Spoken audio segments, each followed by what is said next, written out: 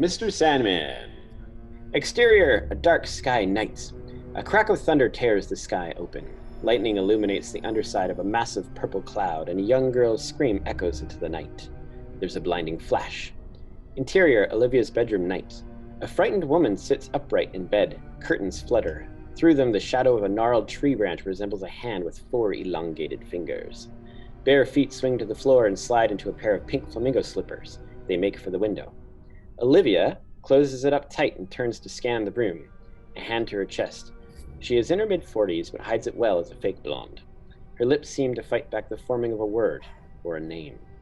Olivia climbs back into bed and sings to herself for comfort. Mr. Sandman, oh, how you gleam. Please, would you bring me the sweetest of dreams? A large crucifix hangs above Olivia's headboard. Below is a Bible passage. At this I awoke and looked, and my sleep was pleasant to me. Jeremiah 31:26. You know that I want them. You know that I will. Bring me my dream till I've had my good fill. In the corner of the room, a model solar system turns slowly. The diorama features a paper plate UFO and an action figure dangling beneath. The speech bubble sticky note stuck to the side of his head reads, I don't want to believe. You'll come to my side under the moon. Through my bedroom you glide, hush as a tune.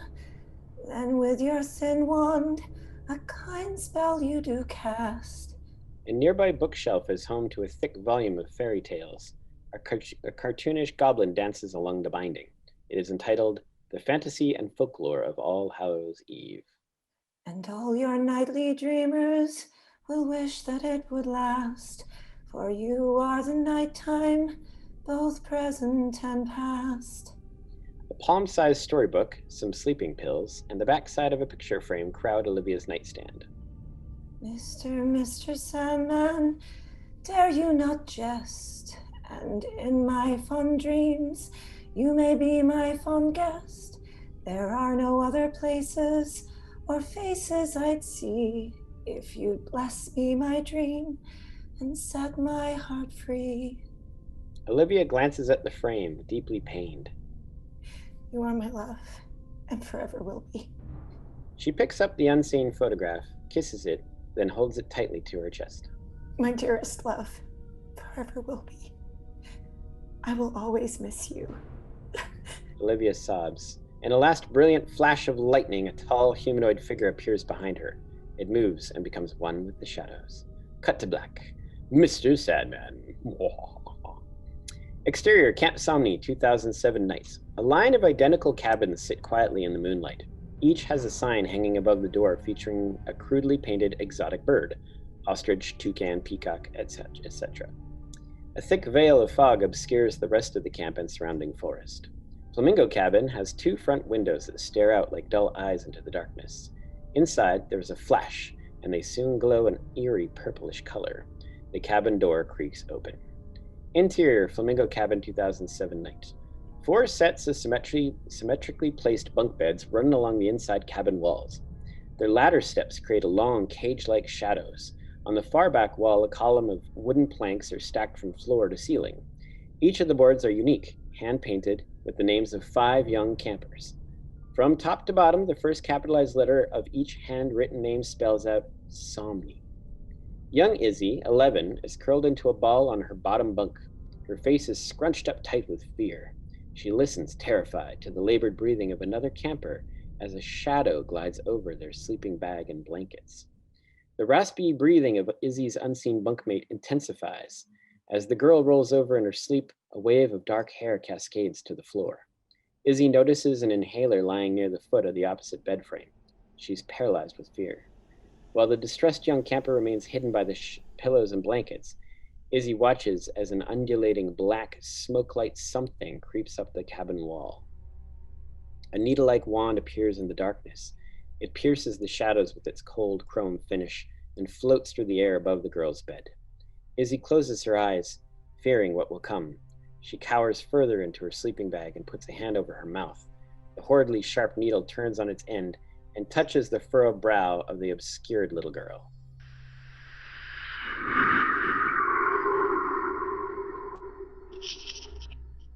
There is a purple flash. Izzy's bright blue eyes burst open. End flashback. Exterior highway day. Car tires screech. Interior highway Toyota Corolla day. Izzy, 22, screams in her sleep. Olivia is white-knuckled behind the wheel and nearly swerves the car off the road. Ah! Holy orange shitballs! Startled awake, Izzy is panicked and confused.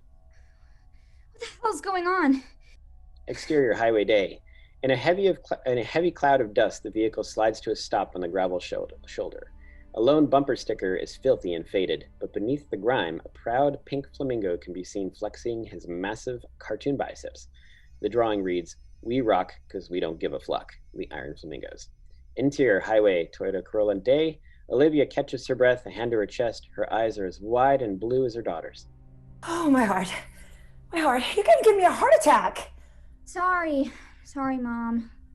Please don't joke about that, okay? You really scared us into a ditch, Izzy. Seriously. My heart's beating so fast. Seriously, but I'm okay. You okay? Seriously, honey, you okay? Yes, Mom, I'm okay. Except for the fact that you just said seriously like 500 times. You need to calm down, okay? Seriously, I'm okay. The dust cloud clears, and there's a large sign up ahead. What on earth were you dreaming? I can't remember. Where are we? Exterior highway day.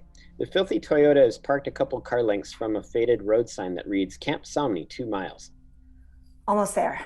And don't hate me, but I think we're out of gas. Seriously? Exterior highway gravel shoulder day. Izzy's scuffled sneakers kick a large pebble across the gravel roadside. They make their way along the stretching pavement. Her shoelaces flip-flop carelessly. Olivia munches on a brownie. Your shoes are untied.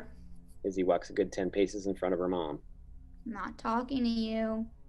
You never liked tying your shoes. Still not talking to you. But maybe it's not that I didn't like to tie my shoes. Maybe I like having them untied. I like the freedom of it. Just an observation. Oh. Izzy rolls her eyes. I have an observation. Why is it that we're stranded in the middle of nowhere without a gas station or civilization in sight? I said I was sorry, my delightful daughter. Honest mistake. Like when you were conceived.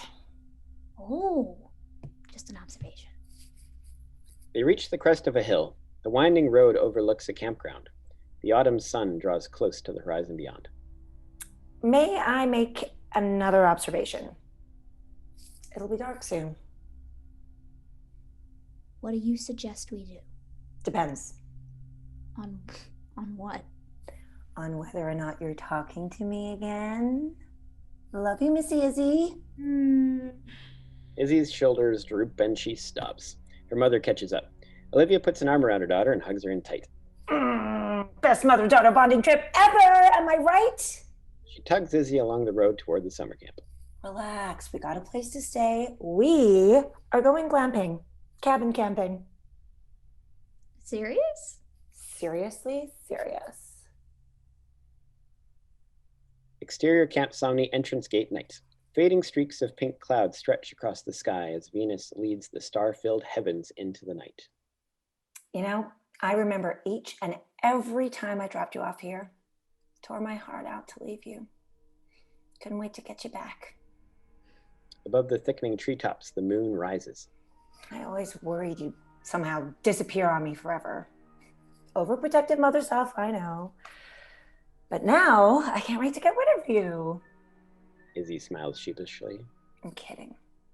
I always miss you. Walking side by side, mother and daughter cast long, thin shadows beneath the lamplight of Camp Somni's entrance gate. Izzy stares at the ground. She observes their silhouetted shadow forms and their strange, outstretched movement. It is entrancing, and it reminds her of something. Loved this place when I was a kid. First year I was here, all we had were pup tents. No fancy schmancy cabins. I think I only stayed in a cabin just the once. They pass a small rotting shack with a collapsed roof. Ah, nostalgia. Never as nice as it used to be, is he? Can't go back. A flamingo lawn ornament stands crooked near the weathered Camp Somni welcome sign. It reads, "Closed for the season." Hey, hello, Earth to Izzy, you okay? Izzy snaps out of it. She completely misses the sign. Sorry. Just thinking. About what a great mother I am. Sometimes, rarely, not this time. Oh, you are so hard done by. Exterior chapel/library night. Izzy and her mother pass the camp's tiny chapel. The building is dressed in a mess of Halloween decorations. Among a pile of pumpkins are several store-bought stand-up figurines: Dracula, an alien, a goblin, and the Grim Reaper. Hey, Mom. Have you ever had a dream within a dream? Like in your dream you remember what you were just dreaming? Deja vu. No, it's more like you're still asleep, you just don't know it. And in the dream, you remember another dream that you just had.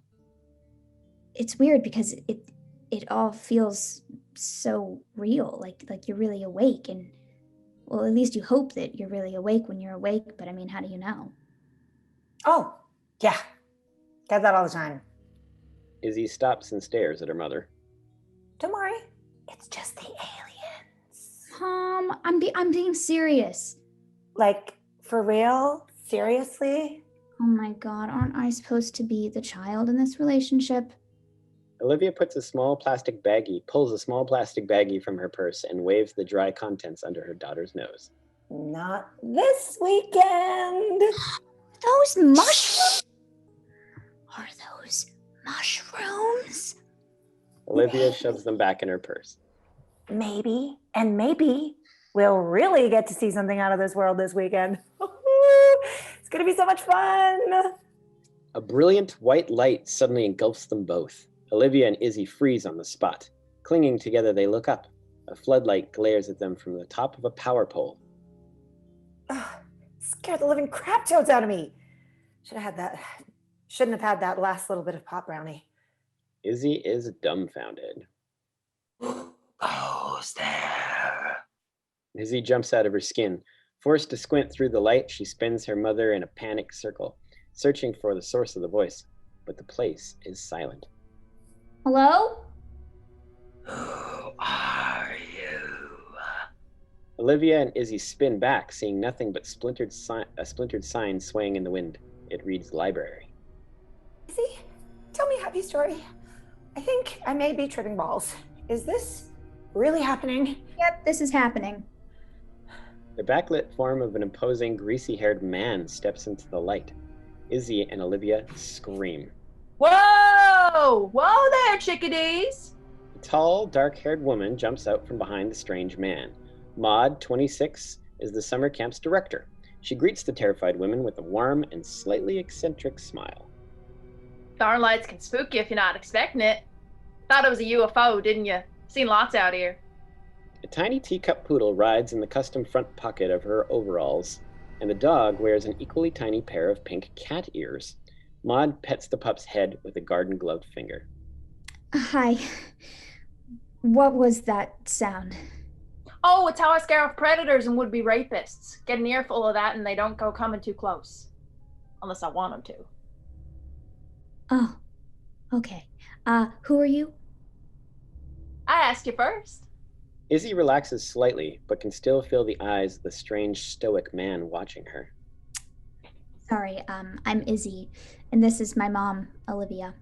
Call me Ollie. Ollie and Izzy. Sounds like a couple of 1980s hairband rejects. Olivia smiles a little too widely. She begins to feel the effects of her recent pharmaceutical experimentation. Oh, cute puppy. Kitten. His name's Smitten. Keeps an eye on the creepies for me. Cats can sense him if you didn't know. Cats? Yeah, ain't he a pretty little puss? That is a dog, right? MAUDE hands Smitten to Olivia. She falls instantly in love. I'm the camp director, and this here's my groundskeeper. No Name steps forward and nods. His pale gray complexion sends shivers up Izzy's spine. Izzy offers a handshake, but the groundskeeper simply raises his massive gardening shears, snips them twice, then wanders off in the direction of a nearby tool shed. Ah, he's mute. I'm Matilda. People call me Maud. I might be dyslexic, but I'm pretty sure the first three letters spell M-A-U, which sounds a lot like M-E-O-W, ancient Egyptian for wildcat. Oh, hi. Maud snags Izzy's outstretched hand in a hearty grip. Nice to meet you. Now that we're all cordial and all, I gotta ask, what the hell are you doing on my property? Sorry, Maud. I think we have a reservation.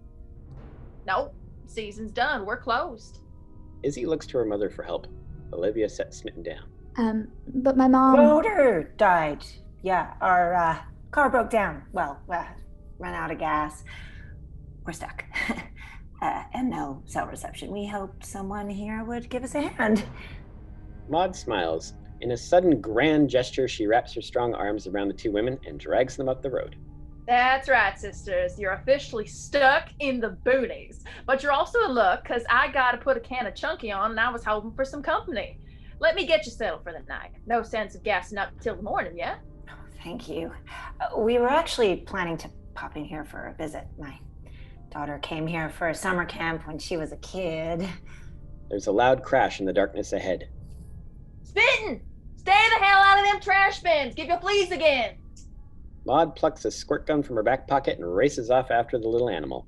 Izzy and Olivia follow, but at a distance. What the hell? You said we had a cabin booked. No, I didn't. I said we were going to stay in a cabin.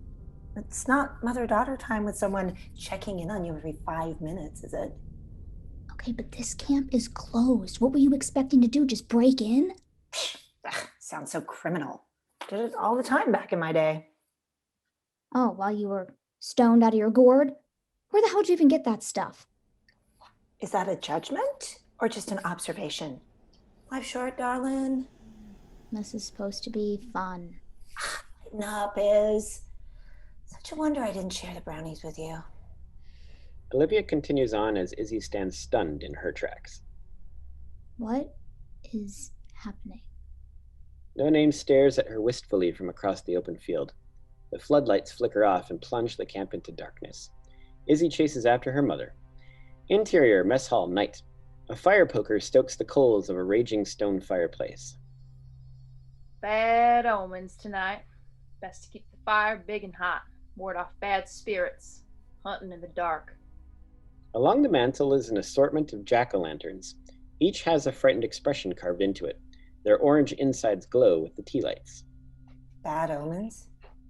Maud sets the poker back in its cradle and takes a seat. She makes a disgusted face at the bowl of soup in her lap. Ugh. Chunk is gone off. No worse omen than the stench of rotten food. Izzy has a spoonful of the same stuff perched to her lips. She lets it drip back into the bowl and discards it without a second thought.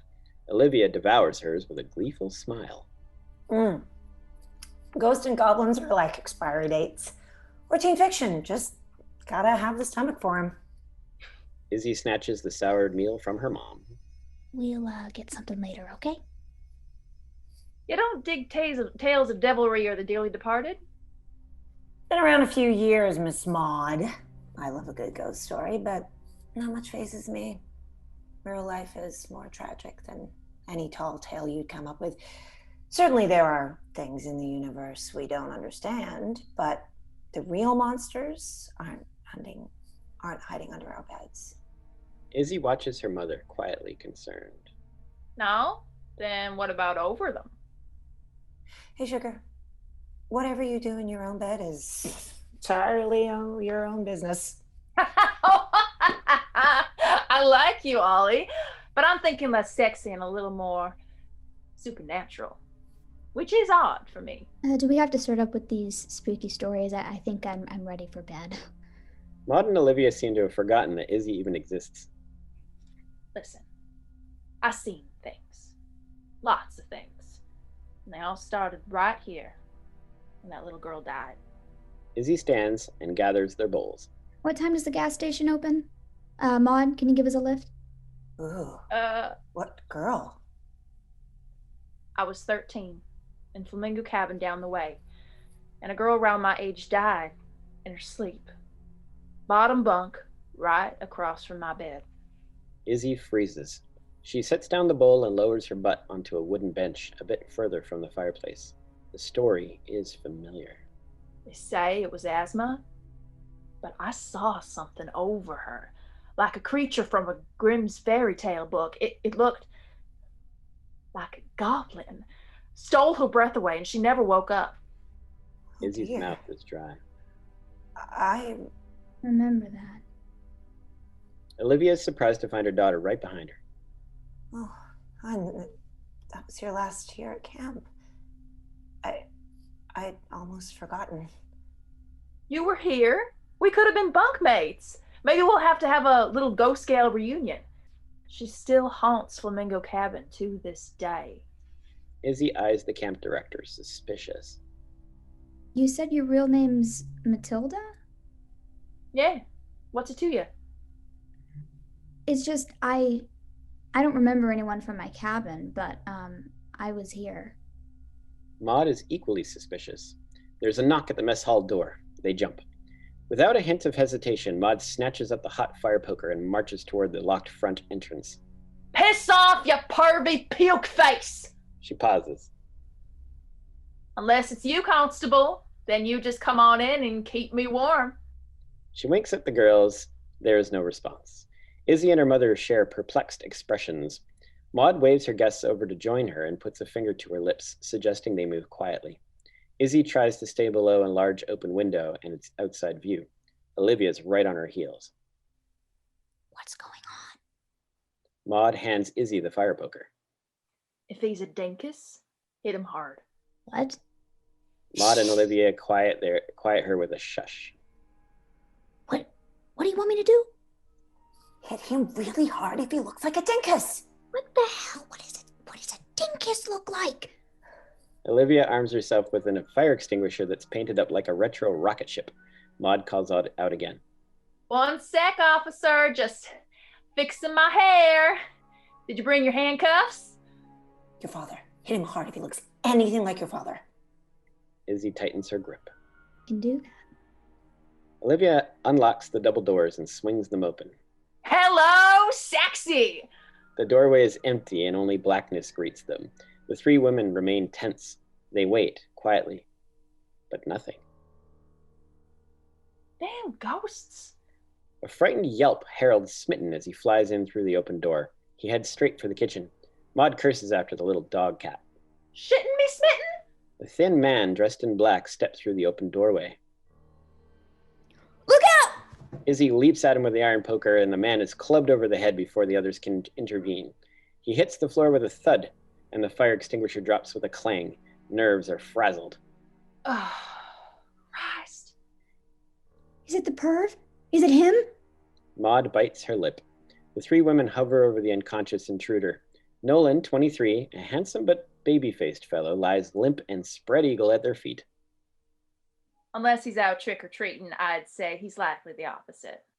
Drops of blood are visible on Nolan's pristine white collar. Isabel, you killed a priest? Exterior mess hall night. No Name cleans a welcome mat near the mess hall door. Besides the sound of his sweeping broom bristles, the camp is quiet. Interior mess hall night. Smitten sits on Nolan's chest. The man sneezes himself awake.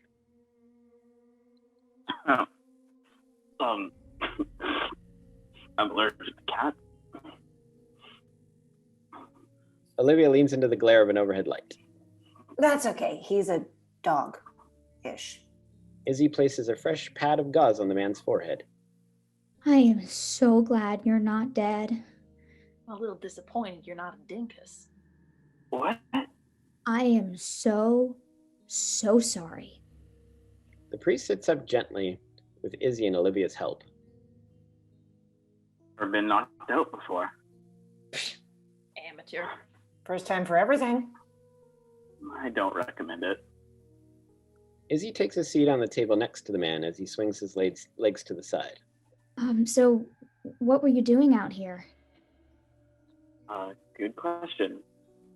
You'd think I'd been hit on the head if I told you. He smiles. Okay, I'm gonna prep some bedding. Be back in a spiffy jiffy, y'all. Maud packs up her first aid kit and heads for the back room. As she leaves, she fires the priest a distrustful glare. So, who is she? Or you? Oh, sorry. I'm IZABEL, Izzy. This is my mom, Olivia. We kind of got stuck here by accident. Yeah, we just met. Odd mod. Kind lady. Not sure if she likes me. Then again, she didn't try to kill me with the rod from God. Oh my god, I am so sorry. Oh my god, I just said oh my god twice. Nolan laughs and tries to stand up. I'm kidding. It's fine. You should protect yourselves if there's some big, weird, dinkus guy after you. He stretches and refuses any further assistance. I'm okay. Who did you actually think I was at your door? No one. Maud has just been like filling our heads with ghost stories. I think we were all just worked up a bit. Ghost stories. Maud's probably got plenty. She said that the camp's haunted by a little girl who died here like way back when. You know, tall tales by the fire. Nolan approaches the dwindling flames of the fireplace. Did the girl die in her sleep? How did you know that? Nolan turns, glowing ominously in the firelight. Oh, I was a kid here when it happened. I remember it clearly. Olivia sits down. Izzy's face loses a bit of color. You were here? Nolan looks at Izzy as if seeing her for the very first time. I think I remember you. Maud bursts back into the room, arms filled with bed sheets, blankets, and pillows. She also has a flashlight in her mouth. All right, campers, it's past curfew. March your butts back to the bunks. She spits out the flashlight. It lands perfectly upright on the table next to Izzy. Oh, and yeah, got us some good news, and I got us some bad news. What's the bad news? Only cabin you're going to be able to stay in tonight is Flamingo Cabin, which is awkward because we just been rehashing who died there and all. And I might have said it was haunted. Call it a spooky coincidence and try not to think about it. What's the good news? Flamingo Cabin's the only cabin that's got heat and power, and it ain't full of family storage, which is why you gotta stay in it. Can't we just sleep in here tonight? Oh, yeah, you could. If you don't mind spiders crawling up your nose and rats chewing on your toes. The exterminator's a week late. Can't blame him, though. Scared him out of his boxers last time. Literally. Maud winks at Nolan. The priest adjusts his bloodstained collar. Well, shit. Critter's gotta do a lot of that, too. It's a problem. So, what'll it be, ladies? Phantoms or fixies? Your choice. Izzy stares out a large window. On the far side of the archery field, the Flamingo Cabin sits ominously in the dark. It's up to you, hun. The fireplace crackles at Izzy's nerves, but with a long, deep breath, she finally accepts her role as cabin leader. I'm an iron flamingo. Let's do it. Izzy grabs a flashlight with a handful of blankets and marches out the door. The others follow, mildly impressed. Exterior, archery field night. Maud leads the way to Flamingo Cabin as the four strangers cross a soggy field. Moonlight glimmers in the dewy grass. Izzy and Nolan are deep in conversation. So, you think God sent you here? Life's path is laid out by God, and that's what led me here. So, yes. Olivia spins, weaving her way in and out of some standing archery targets. Her eyes are lost in the sparkling heavens. Your mom's very interesting. That's a polite word for it. I don't know who she is right now, honestly. She's not usually like this. So, okay, explain more. Some holy mission. Well, he told me in his own way that I had unfinished business. Maud turns and walks with them backwards, listening. Olivia stops dead at the sight of a shooting star. So pretty! Izzy takes her mother's hand. Nolan assists as Olivia trips. Oop. How did you get here exactly? I walked. You walked. I don't live far. Trom. It's a small town down the road. Very Catholic. Maybe 13 miles. It's part of my penance. Penance for what? Oh, sin's too great to count. Maud rolls her eyes. I've tried to make it back to Camp Somni, but never found the courage to go all the way. Yet now, here with all of you, I believe it's time to face my greatest sin. Oh, please. Sin? Exterior Flamingo Cabin night. Maud halts on the porch steps and spins on her heel. I'll tell you what's sin. He's a no-good, Bible-thumping God flogger. No exorcisms allowed. You hear me? Maud threatens to put a gloved fist through Nolan's face. Come on, kids, get along. It's dark and it's cold, and there's no point yelling at each other when we could be cuddled up inside, giving each other back massages. Am I right? Wow, Mom, you're extremely weird right now, but yeah, you're right. I don't think he's here to eliminate any of your dead friends, Maud, are you? No. I only take on the darkness. See, he only takes on the darkness. And however creepy that may sound, I think that is good for us. You mind if he crashes? If we have to stay in a haunted cabin, it would be nice to have a priest around. Olivia is in agreement. Maud rolls her eyes and concedes. You're hurting my pagan pride here, priest man. For my guests, I suppose I'll bear it. But barely. Thank you. Yeah, don't say I didn't warn you. Your funeral. Maud unlocks the door to Flamingo Cabin. She steps inside and tosses the spare blankets onto the closest bottom bunk. Nolan, a true gentleman, holds the door for Izzy's mother, then follows her in. Izzy remains a moment on the front step. She looks up at the crooked sign hanging over the doorway. It is a weathered drawing of the cabin's proud pink mascot, Iggy the Iron Flamingo. Izzy, you bring the playing cards? The hanging sign sways. On the backside, Izzy notices a word scratched or clawed into the wood. Denial. I think I left them in the car. Izzy hears something. The slightest whisper of an odd and unintelligible voice says something behind her. She turns. The open archery field is empty. Oh, I think I got some cards. Make up your beds and I'll deal them out. The cabin door blows closed in a gust of wind. Izzy listens into the night.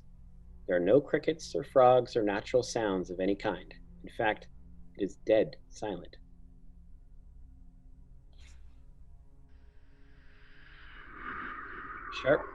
Sharp prickles crawl up Izzy's spine as her eyes well up with fear. The voice is both familiar and horrible.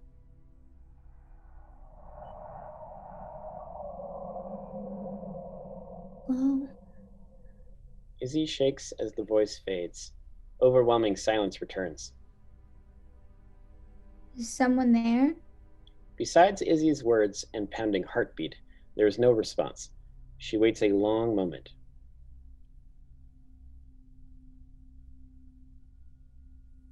Don't fall asleep. Terrified, Izzy spins toward the cabin door and is shocked to find her mother's face pressed right up against the window glass. Mom! Olivia opens the door. I said don't fall asleep on me. We've got games to play. Olivia takes her daughter by the hand and drags her inside. Come on, Iz. This still counts as mom and daughter time. Slumber party!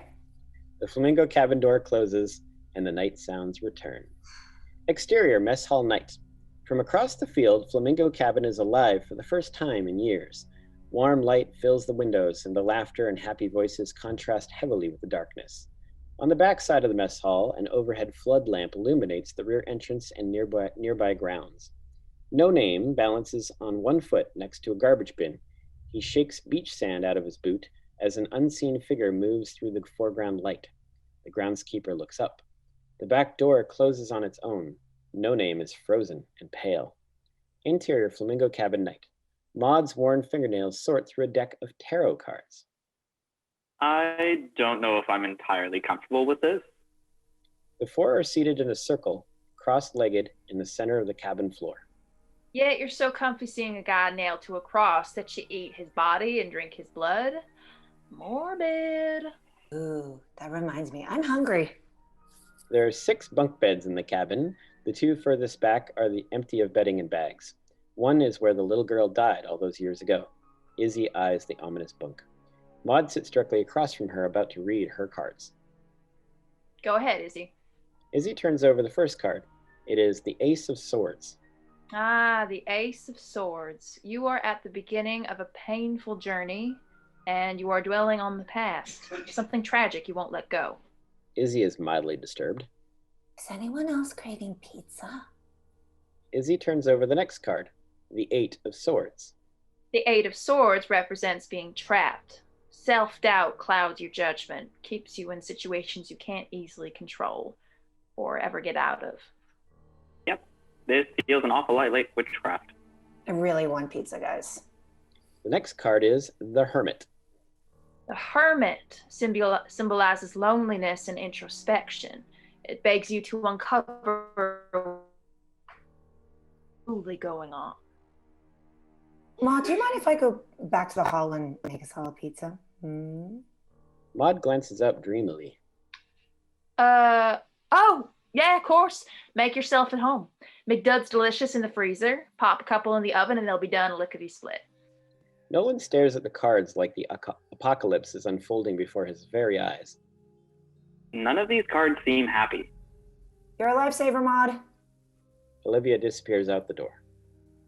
Izzy's future can't be all doom and gloom. Are you reading these cards right? It seems a bit open to interpretation. Like the Bible? Do I tell you how to preach, preacher man? Been reading tarot since I was a teen. Fear not. I got a feeling things will turn around for the itty bitty Izzy. Izzy flips over the next 3 cards. The Tower, Disaster. the Devil, Dark unconscious. and Death. Death. Nolan jumps up. Stop. The devil? There are enough dark spirits floating around on Halloween as it is. Do we need to be conjuring death and demons too? Maud, who stands several inches taller than any of them, climbs to her feet and meets the priest eyes to forehead. You're lucky me and my ghost gal don't give you a supernatural wedgie. Izzy rubs her forehead. She lifts herself up off the floor and onto a lower bunk near the front door.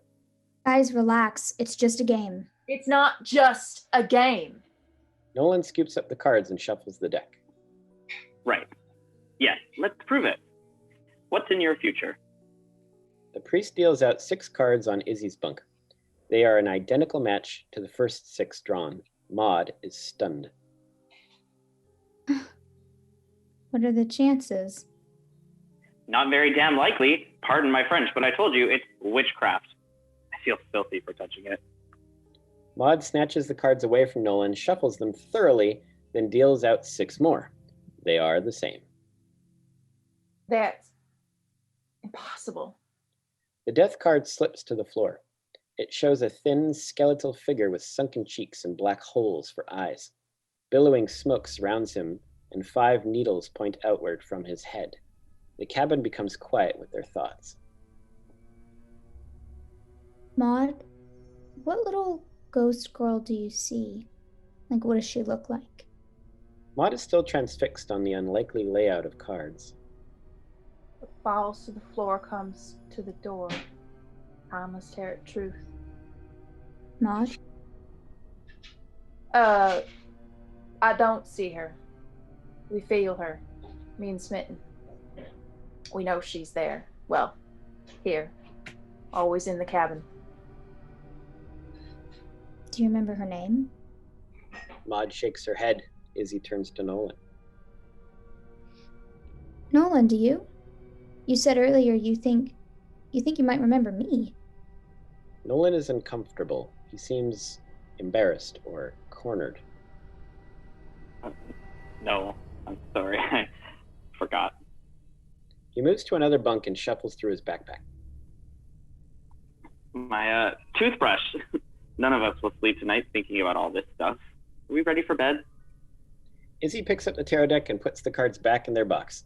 She stretches her legs out in front of her in a yawn. I'm not there yet. I think I'm just gonna stay up and read for a bit. She plucks a vampire romance novel from her travel bag. Nolan observes the cover. It depicts a demon whispering in the ear of a shirtless male vampire. The vampire offers a young woman a single red rose. The rose drips with blood. The young priest glances from the book to Izzy. Her bright blue eyes look up at him, and he suffers a nervous swallow. Nolan snatches up his toiletries and darts out the door. Watch your back with that one. Nolan? He seems pretty harmless. He's a priest. Maude pats Izzy's head like a cat as she steps on by. Trust me, Sugar Plum. I know a predatory turd when I smell one.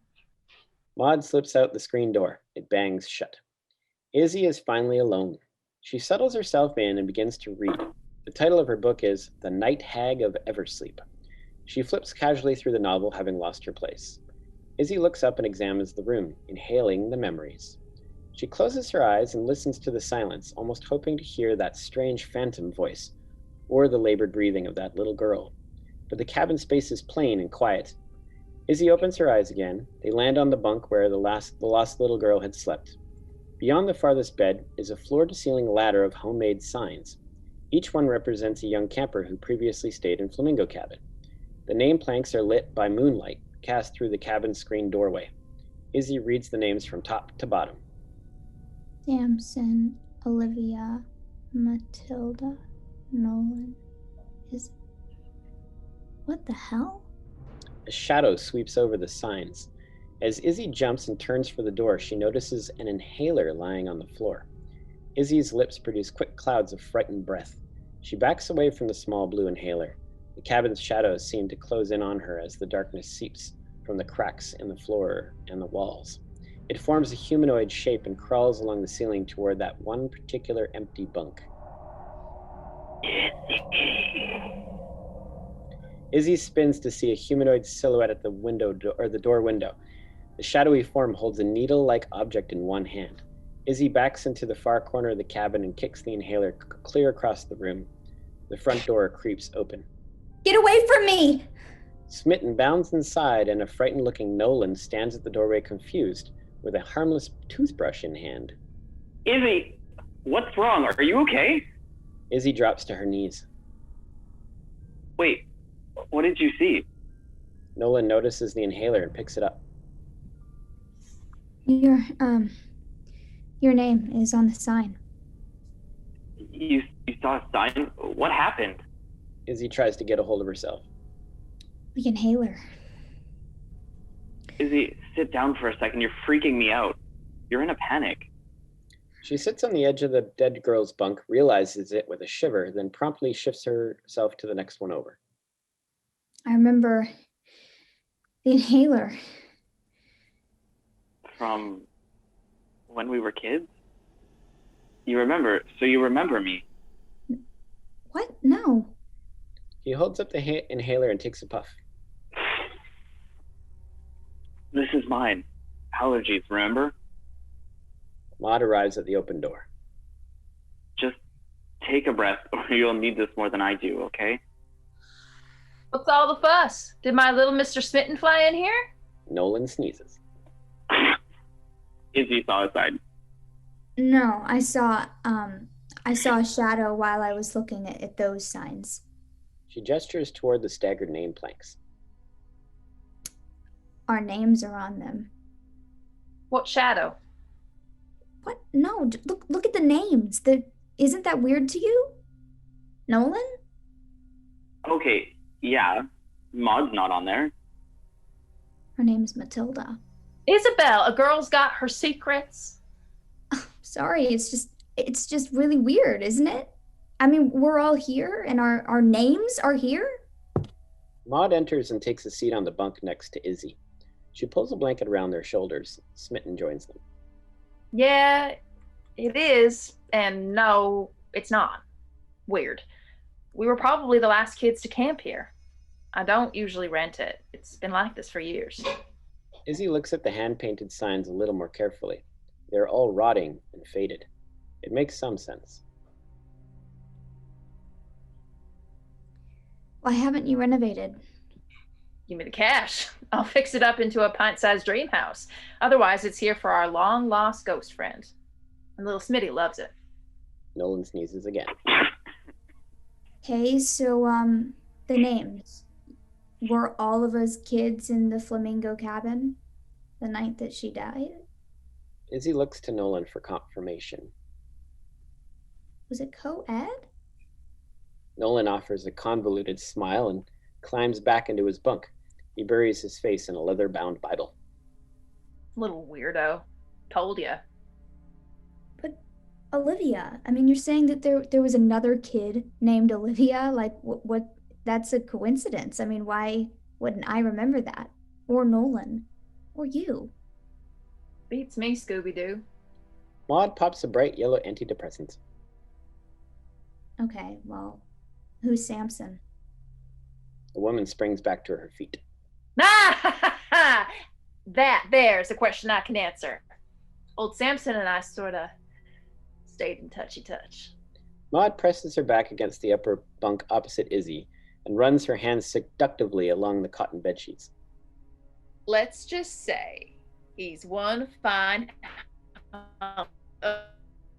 that doesn't live too far from delivery. Drops by every now and then. Maybe you'll meet him.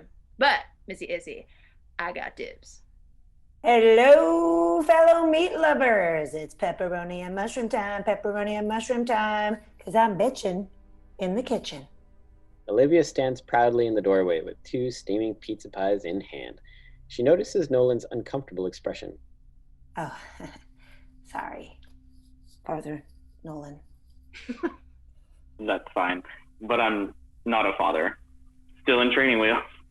So there's hope for you yet. Maude sets to slicing up the pizza.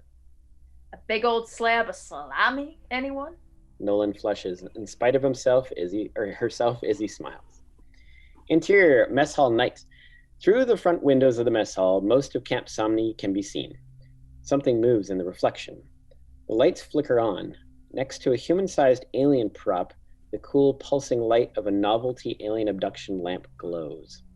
Interior, flamingo cabin night. Izzy, Nolan, Olivia, and Maude lie on their backs contemplating life, the universe, and everything. Sleep.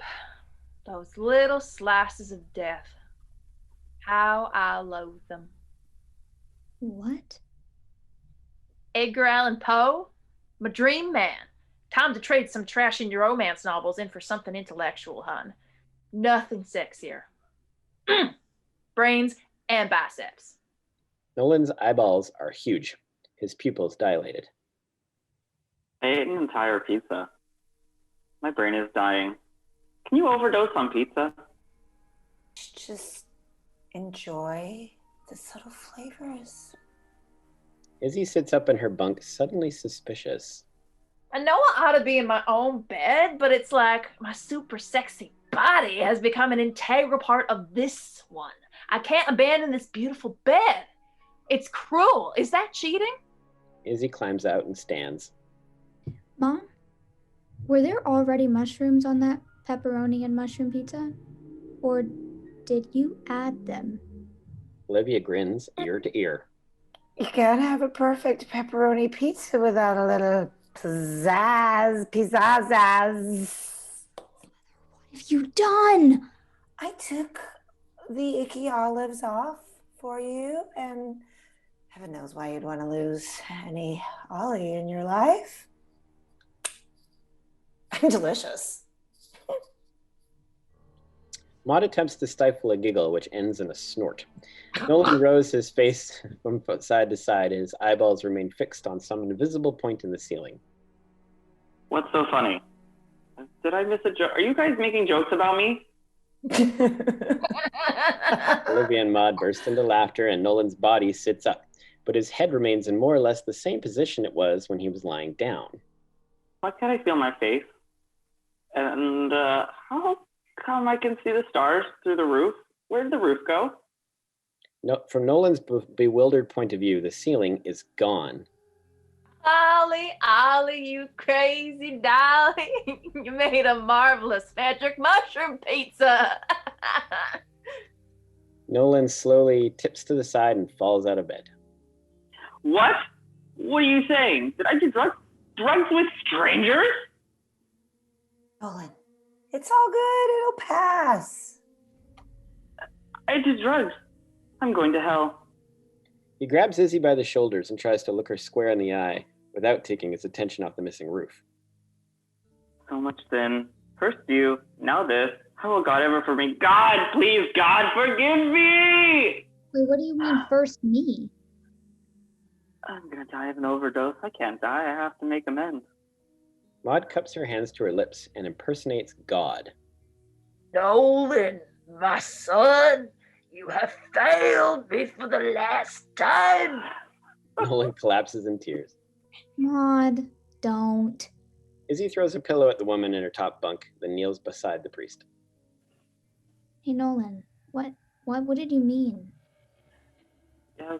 Why?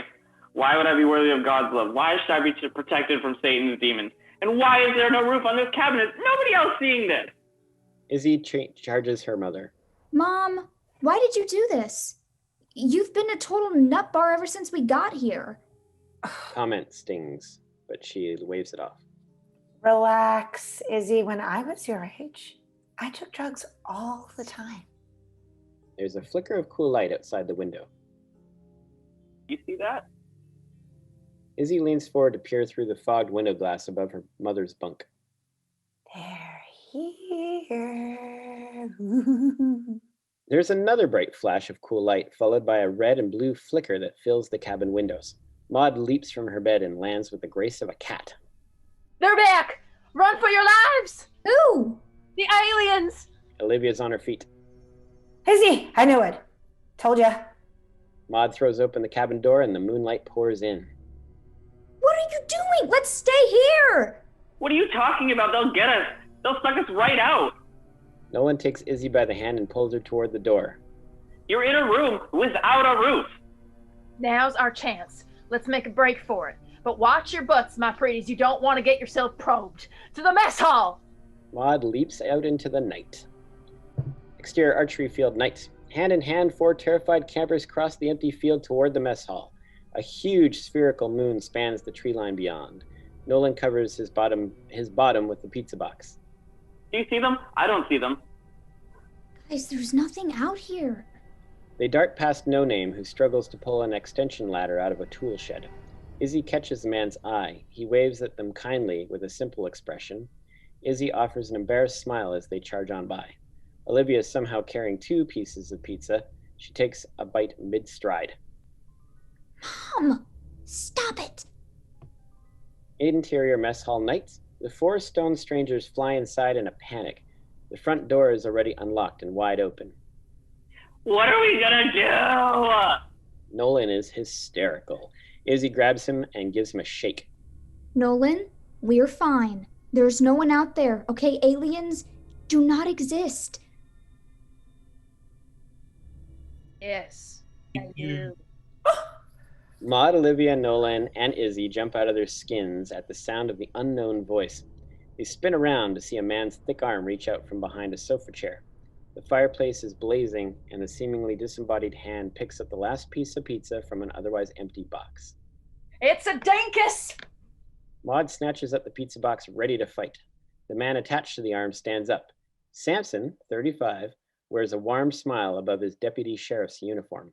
He takes a bite. Don't! You can't have that. Sorry. Figured it was leftovers. The man's skin is like obsidian.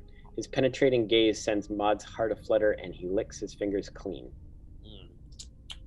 Hello, officer. Maude. You can have anything you want. No, he can't. Izzy trashes the pizza box in a nearby bin. Izzy, don't get too close. How do we know he's, from here? Sorry, officer. I think you just consumed... Bugs! I did what? Bugs, you did. You just ate bugs. That's why we did need it. Tried to stop you. Samson hangs his tongue out, disgusted. Ugh! So, is everything okay, officer? Gross. Yeah. Didn't mean to scare you, just thought I'd check in. Oh, your squad car. You flashed your lights a few minutes ago. The officer paces, reminiscing as he takes in the space. Yep.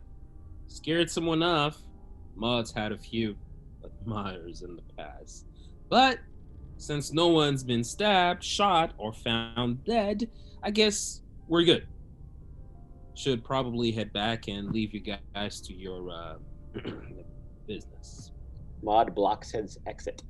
Or you could stay for a spell. For safety. Make me your business. Izzy rolls her eyes. Like I said, just checking in. Gets a bit dull patrolling by yourself. Like you ever get bored out there, you big, bald, and sexy space hunter? Maude. Space hunter? Yeah, try not to judge. I already take tons of flack from the guys at the station, but I kind of moonlight as a researcher. Izzy looks to Maude to fill her in. UFOs. Izzy is unsure if they're joking. Maude crosses the space and closes the large mess hall door behind them. Is it still called breaking and entering when a cop does it? I didn't break in. Nolan steps up, a little unsteady on his feet. No, then tell us, Mr. Police Guy, how did you get in here then?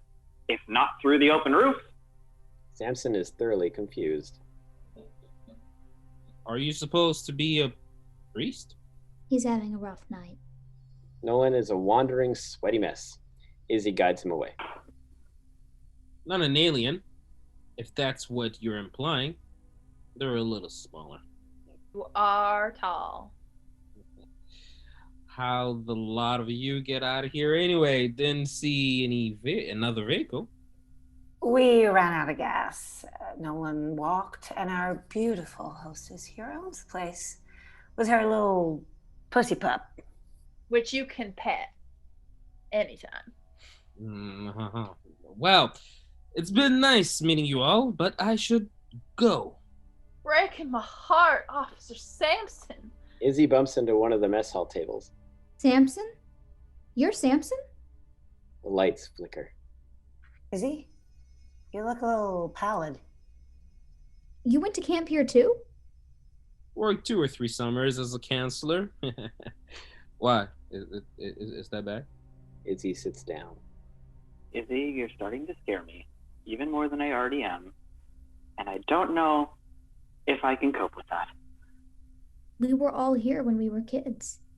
And we just happened to end up back at Camp Somni on the same night? The lights flicker again. Really? All of you? On Halloween? Hey, that's a hell of a coincidence. There are no coincidences. Maude pats Samson on the shoulder and traces her hand down the length of his back, feeling out his muscles. Ooh. Couldn't have been in Camp Flamingo that same year. That's when the girl died? That's not possible. It's not possible. Yeah, that was so sad. The 4 campers look to their new guest in unison. I was a counselor, and you're right. Flamingo was always a girl's cabin. Couldn't stop the boys from sneaking in half the time, though. So I might as well have been co-ed. Nolan glances at Izzy, sheepish. Go Iron Flamingos! I love that mascot. Was my first tattoo. Samson reveals his bicep. An inked, muscle-bound flamingo flexes as he does. Izzy contemplates. This is seriously messed up. Maybe it's just me, or maybe it's the mushrooms talking. Mushrooms? But every single one of our names is on one of those signs. There's no way that that's a fluke. Someone is screwing with us, or it means something. The fireplace crackles. They all stare into the fire. Interior Flamingo cabin, night. The door to Flamingo Cabin swings open. Izzy's worn runners step inside. I don't know if it's the best idea to split up. I don't watch a lot of horror movies, but even a little common sense will tell you that it's not exactly a wise thing to do. If you consider there are possible aliens or demons or alien demons about. Demons? Come on. No such thing. And I'm supposed to trust that from a likely alien dressed up as a cop? Nice costume, by the way. Yeah, you too. Izzy points. There. The series of hand-painted wooden planks climb the back wall. Yep. That's weird. Don't remember painting one. I guess I could have as a kid, arts and crafts tradition, but I was into sports. And that would have been a long before you guys. Got a good 10 years on you at least. Maud says they've been up since the camp was last open. I mean, I know I was there, but 4 other kids with all of our same names, it's just way too weird. Samson takes a closer look at the signboards. This is odd. So I'm not crazy. I don't know. Just met you. But 2 of these planks seem older. Not the same wood. Samson and Olivia, I guess so far you're no crazier than I am. If I can even judge. Damn, that bite of leftover pizza. Ooh. The cabin door slams shut. Nolan spins to face the door with the rosary in hand. They hear a series of vaporous whispers. Tell me I'm not the only one hearing voices. Dark, spooky voices. And the mushrooms are kicking in. It's the wine. It's the win. Gotta be the win. What's your mama thinking? I don't even know. It's like she's on another planet, lost in a dream. Izzy opens the door again. Night air is dead calm. Can you take us into town? As soon as your mom's mystery pizza wears off, no problem. Interior mess hall night. Olivia is seated at a large oak table. Her head is propped up on the palm of her hand as she stares into the wood grain. The mess hall tables are covered with playful drawings. Maud, I feel terrible. Need a bucket? No, I mean, I ruined this whole trip for Izzy. I know I'm trying too hard to play the cool mom. This was supposed to be about us. You know, we were supposed to get to know each other as adults. I guess I shouldn't have come here, but I always said I'd do anything for her. Busted up as it may be, she'll always have my heart. She's been gone so long. And when we are together, it's fleeting. I've been losing her. Over the years, she's slipping. The memories are fading, swept away like dust or fine grains of sand. I can feel it. I always miss her. Maud pokes at the fire and throws on another log. Holly, you're why she exists. She loves you. That's all you ever need. Well, maybe besides something in your stomach. Hang in there and I'll set you up. Want an apple? Carrots? Maud heads towards the kitchen. Olivia picks up a crayon and adds her own sketch to the colorful table surface. How about some badass broccoli? Olivia's stickman doodle quickly forms into a long, thin character with an elongated head and dark circles for eyes. Interior mess hall kitchen night. Maud crosses the kitchen threshold. She freezes. There's a bowl of spilled milk dripping its way across the tiled floor. Smitten, you greedy little kitten shit. You know that eating before bedtime will give you nightmares. Maud opens the fridge. Inside is a huge, green, tentacled, and violently angry broccoli monster. The refrigerator door slams shut. Maud stumbles backward in shock. She knocks over a block of knives that scatter across the tiles. Bracing herself against the counter, Maud tries to blink, but the image out of her mind. She picks up one of the fallen knives before attempting to reopen the fridge. A cold light seeps out around the door's edges as Maud peeks inside. She whips it wide and reveals only a 6-pack of soda, wrinkled carrots, and a lifeless stalk of broccoli. Huh. That is some powerful pizza. Maude grabs a soda and sets the knife on the counter. Interior, mess hall night. A soda can tab lifts and fizzes as Maude re-enters the mess hall dining space. She chugs the entire thing, sweating. You're gonna have to show me what you put in that pizza. Maude turns cold. A large, shadowy creature with pale, lifeless eyes rises up behind Olivia. It drips with murky black goo. Maude screams. Nolan, Izzy, and Samson dart through the front door. They see nothing, but Maude continues to scream, staring into empty space. It is disturbing. Maude? Mom, what's wrong? Olivia stands up and out of a dreamlike state. I don't know. Maude puts a hand to her mouth, shaking violently. I saw... The woman calms herself for a second, glances at Izzy, then pushes past them all and rushes out into the night. Dear God, why does anyone do drugs? Mom, are you okay? What exactly happened? I don't know. Honestly, she just went into the kitchen. When she came back, she started screaming. Samson moves cautiously toward the darkened kitchen door. I'll take a look. Just hand back. Everyone else stay here, all right? I'm gonna go see if she's okay. Okay? Izzy heads off after their terrified host. Nolan glances around the room nervously, then follows after her. Interior library night. Maude's trembling fingers fumble along the bindings of several books, all jammed into a freestanding bookshelf. The library is small, but filled to the brim with children's stories, encyclopedias, nature guides, and volumes on ghosts. Maude stacks book after book on a coffee table behind her as Izzy and Nolan approach from the library's front doorway. Maude? You all right? I always believed it, but not really believed it, you know? Believed what? Ever hear of the boogeyman? Yes? This is worse. A lot worse.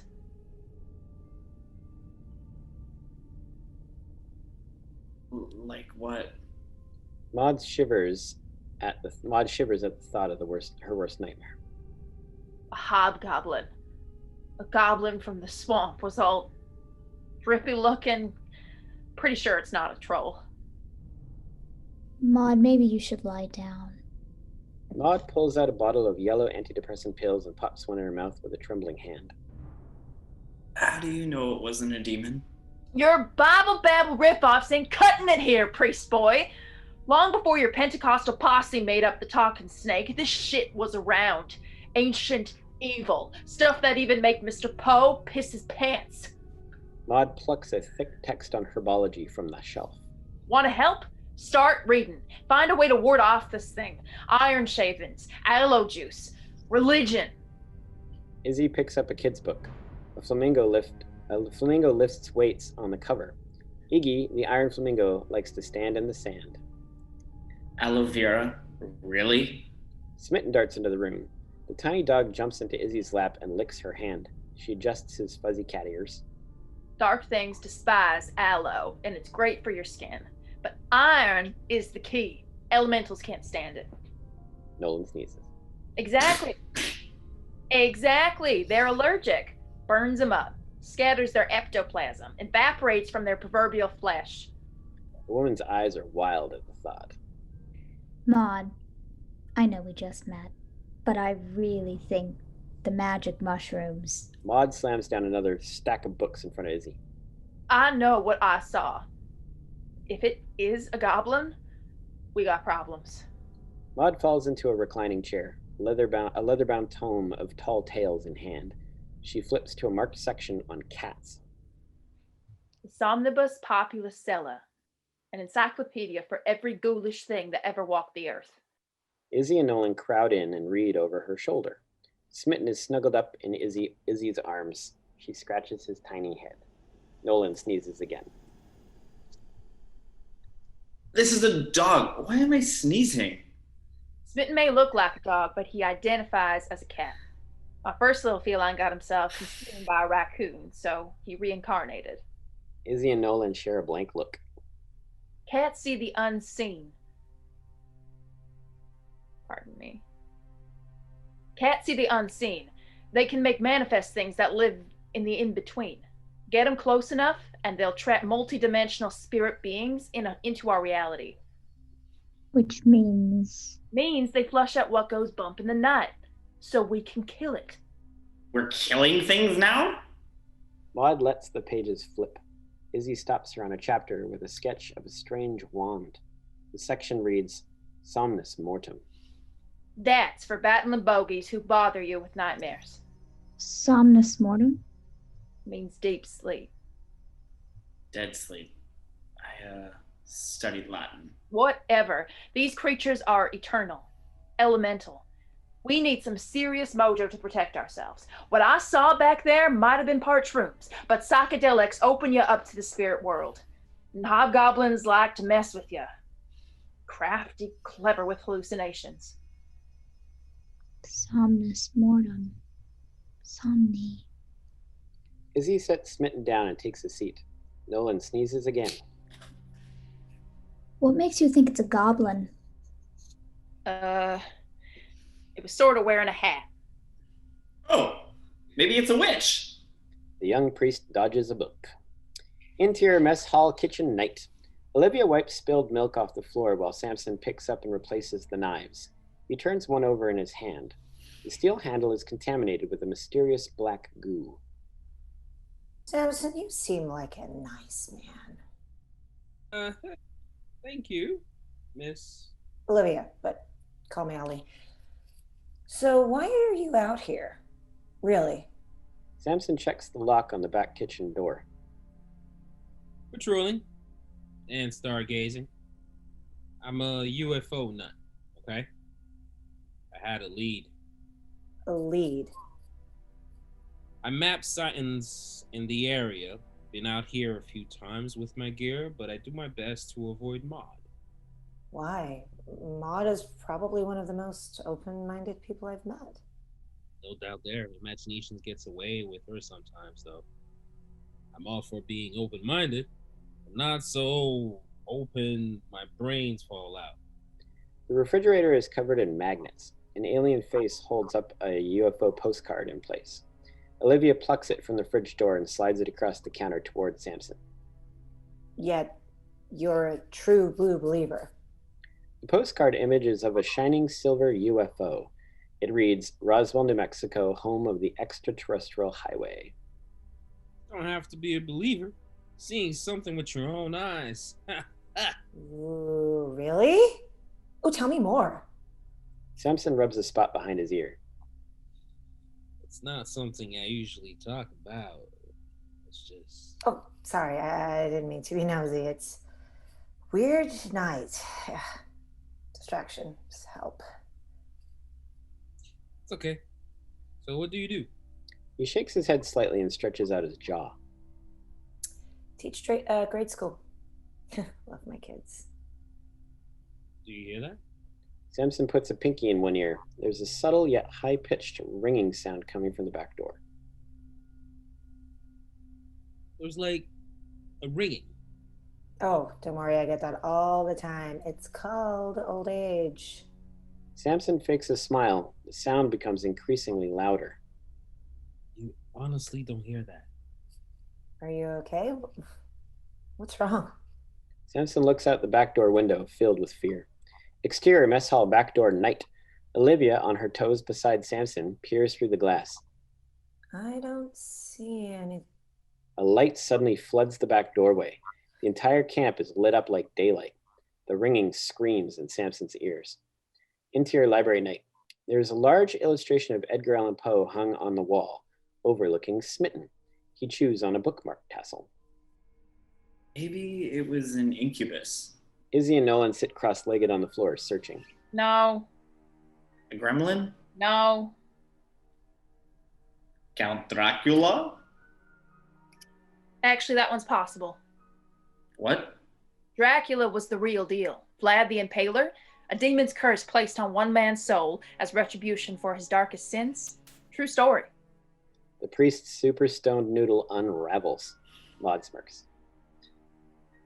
Drugs. We're just seeing things. Was there for a flash, but I saw what I saw. Hit me. Right here. Maude pats the center of her ample bosom. In the boob? In the soul, you blithering blasphemer. Oh, Lord, I'm going to hell. Sure you're a priest? Yes, these are my church clothes. So embarrassing, and I'm so high. Wiping the tears from her eyes, Izzy notices a pocket-sized children's book poking up from beneath Nolan's butt.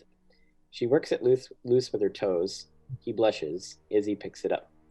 A gaunt figure formed from random ink splats and scribbles envelops the cover of the tiny tome. The humanoid figure has 2 empty holes for eyes inside of a fearsome face. With a hand-stitched binding, the antique cloth-bound book has a stylized S embossed on the cover resembling an hourglass. The title, Mr. Sandman. Oh, hi. Izzy, that's it! Maude leaps over the coffee table and snatches at the book. She flips through the soft pages to another drawing. The image vaguely resembles a goblin. Maude reads the page out loud. Mr. Sandman, oh how you gleam. Please would you bring me the sweetest of dreams. Mr. Sandman, I didn't like this story. Weird. I always remembered it being a goblin. Maude hands the children's book back to Izzy, who examines the cover image. Like the earlier whispers, it is familiar. Somehow she recognizes the face of this creature, too. This is what you saw? Man, don't matter. Book or no book, I'm telling you, it's out there. A scribbled blurb on the back of the tiny storybook reads, "Beware the dead dream, the only real nightmare." That's so creepy. There's no author. At least it wasn't a banshee. Nolan lifts his nose from a thick volume on vampires. What's a banshee? A sharp scream tears at their nerves. Maude leaps up, racing for the front door. Nolan follows, snatching up a Bible for protection. At a loss, Izzy slides the Mr. Sandman storybook into her back pocket and chases after them. Smitten watches her go, his beady black eyes knowing. Exterior archery field night. Samson rounds the mess hall at full tilt, the black-stained kitchen knife in his hand. Brilliant white light turns red and washes over him. Olivia is less than a step behind. Izzy, Maude, and Nolan approach from the other direction. Izzy follows Samson's gaze. She sees nothing above but stars. Knew it! I knew it! Woohoo! As all 5 of them meet in the center of the field, the light vanishes and a luminescent ball darts off into the heavens. Izzy and Nolan strain to see what the other 2 see, but the sky is empty. Maude focuses on the knife in Samson's hand. Did you see that? Wow! Did you see that? It was amazing! Maude, Nolan, and Izzy watch while Samson paces the field. Unbelievable! They said I was crazy. Crazy! I saw it! Olivia looks to Izzy, a deer caught in headlights. We saw it, Ollie. We saw it. Samson picks her up, crushing Izzy's awestruck mother in his solid arms. He spins her in circles. Izzy spots the knife. Samson, put her down, please. Samson peels his gaze from the sky and lets Olivia go. You saw that, right? Incredible. We didn't see it, Samson. You did, right? What do you mean? You did. It was right there. Izzy touches his arm. We didn't see it. Samson's excitement fades. What? We ran right out under it. It was huge. Came way over the chapel. Samson stops and looks clearly at the 3 of them. They are too calm. Nolan gazes past the man. The peak of Camp Somni's chapel pokes up from behind the mess hall and points toward the steady full moon in a clear sky. It lit the place up like daylight. Ollie, it was right above us. It darted off. We're all here. Olivia reconsiders her own mental state. I saw it, but maybe... No! There was a UFO right over our heads. Don't you tell me shit! Samson unconsciously swings the knife around. Izzy backs up. Samson, we know you saw it. We believe you, but we didn't see it. Samson realizes he's scaring them and steps away. Nah. I saw them. Like before. It was here. Won't you tell me different? Like before? A rushing stream of blood suddenly pours from Samson's nose. He cups his nostrils with his knife in hand. An icy fear grabs him. The piercing sound returns. No. The big man spins in circles, keeping his eyes on every inch of the darkness. Trembling, his free hand is on his holster. Oh God, no. Samson checks his watch and looks up. His face is grim.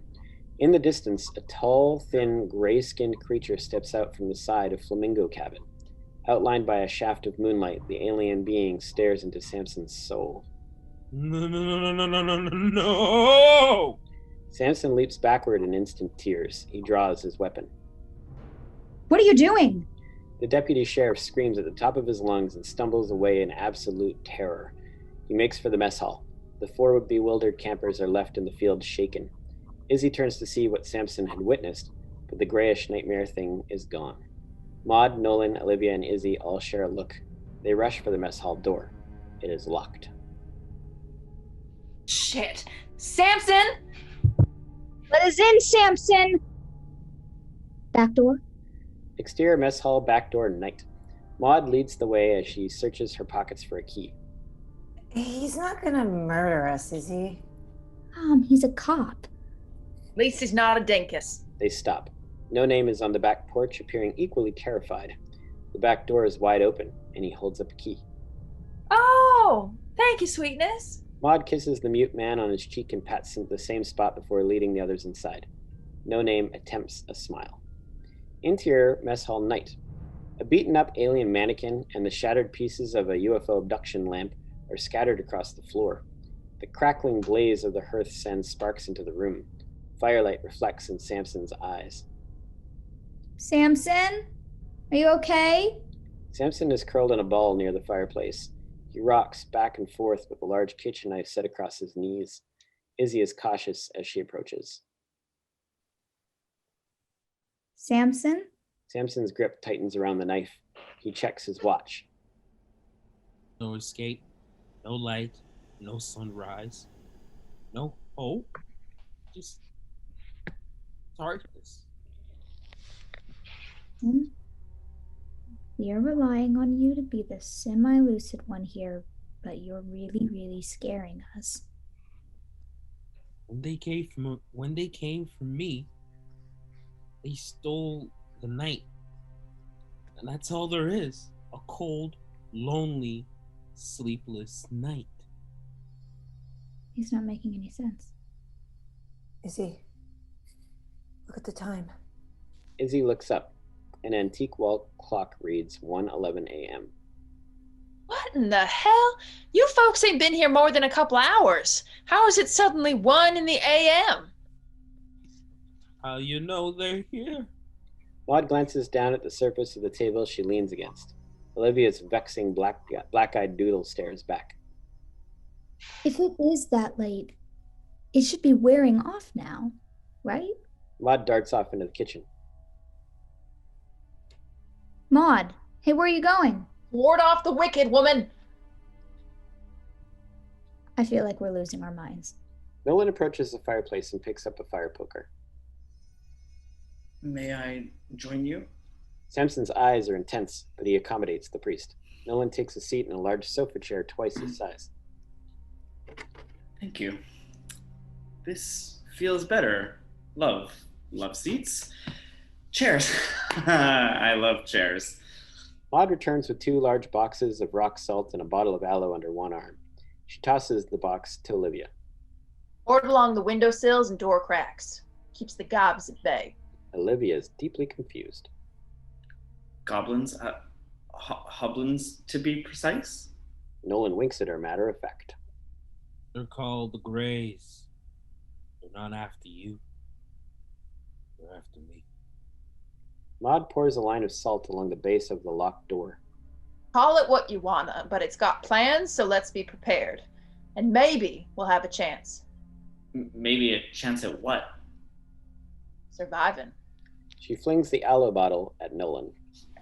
Slather it on. It'll save your skin in more ways than one, Pumpkin. Does this work on demons too? All but the undead, you freaky little fundy. And hang on to that poker of yours.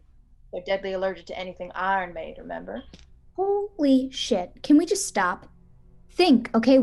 There cannot be a bunch of space aliens and goblins and shadow people just running around, okay?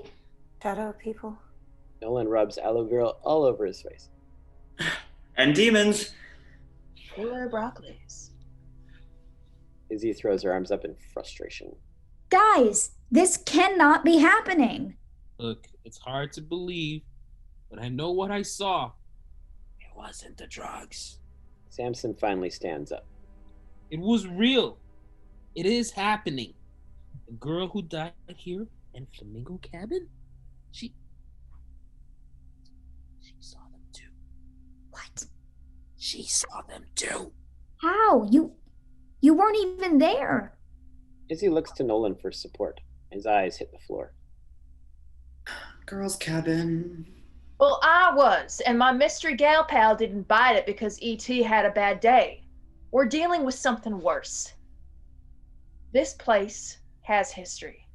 Stories are older than time itself, so even if you had been there in that cabin, what you saw made you see what it wanted you to see. Nolan is twisting in his chair, tormented and confused. Drop the hocus pocus Halloween shit, okay? You see goblins? That's called a screen memory to make you forget the trauma. Remembering just drives you crazy. Trust me. Huh, you got the crazy all right. Maude returns to salting the windows. Why'd you have to go and be such a tall, dark, and handsome nut job? Samson turns on his heel and retreats to the fireplace. He drives the kitchen knife into a shocked-looking pumpkin. Maude, I thought you were on board with the whole alien agenda thing. Oh, I am. But I saw it for myself, remember? Was not an alien. Our space neighbors are advanced spiritual beings, not a bunch of bald kids with a dissection kit. Okay, I'm done. What all of us need right now is sleep. All right? All of us. Izzy holds up a set of car keys with a UFO keychain. Samson fills his empty pocket. What the hell?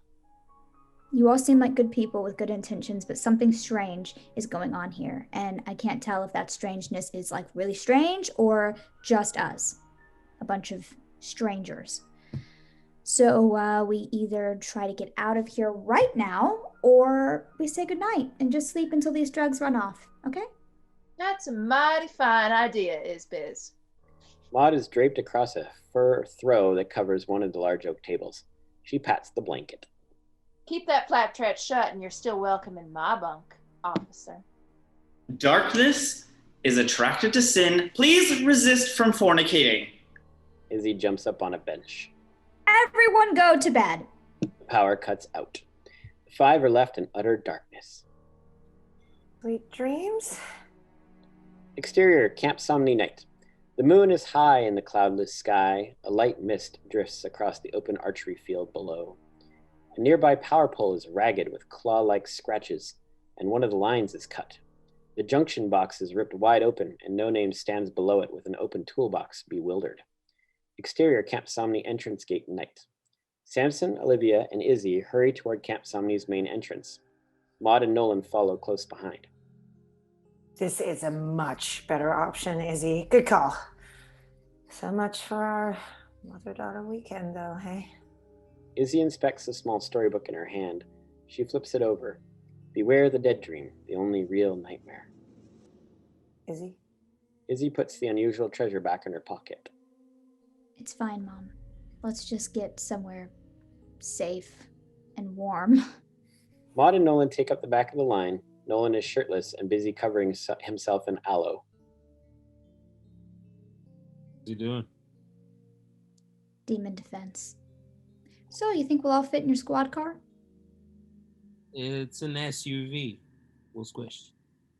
Doesn't Maude have a truck? It's a piece of shit. Probably best if we all stick together. Exterior Camp Somni Main Road night. The group arrives at the weathered Camp Somni welcome sign. Samson's hand hasn't left his holstered sidearm. So, what do people call you? Deputy Sam? Sounds pretty friendly. Just Samson. Don't have a last name? A raven breaks free from the bush and startles all of them. Samson's gun is now unholstered. Nolan raises his fire poker. Who would have thought a kids' camp could turn into such a nightmare? Where the dead bloom, the only real nightmare, for it is the one from which you never wake up. More prose from Poe, Miss Maude? Izzy is unnerved at hearing the same line she just read on the cloth-bound pocketbook. Maude is pensive. No, it just slipped out. Well, that's cheerful.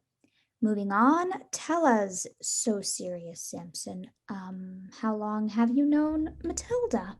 Maude is unfazed by the use of her given name. Since we were just little, we grew up in prom, but I think we met at camp. Was that right, Maude? The woman simply stares into the forest.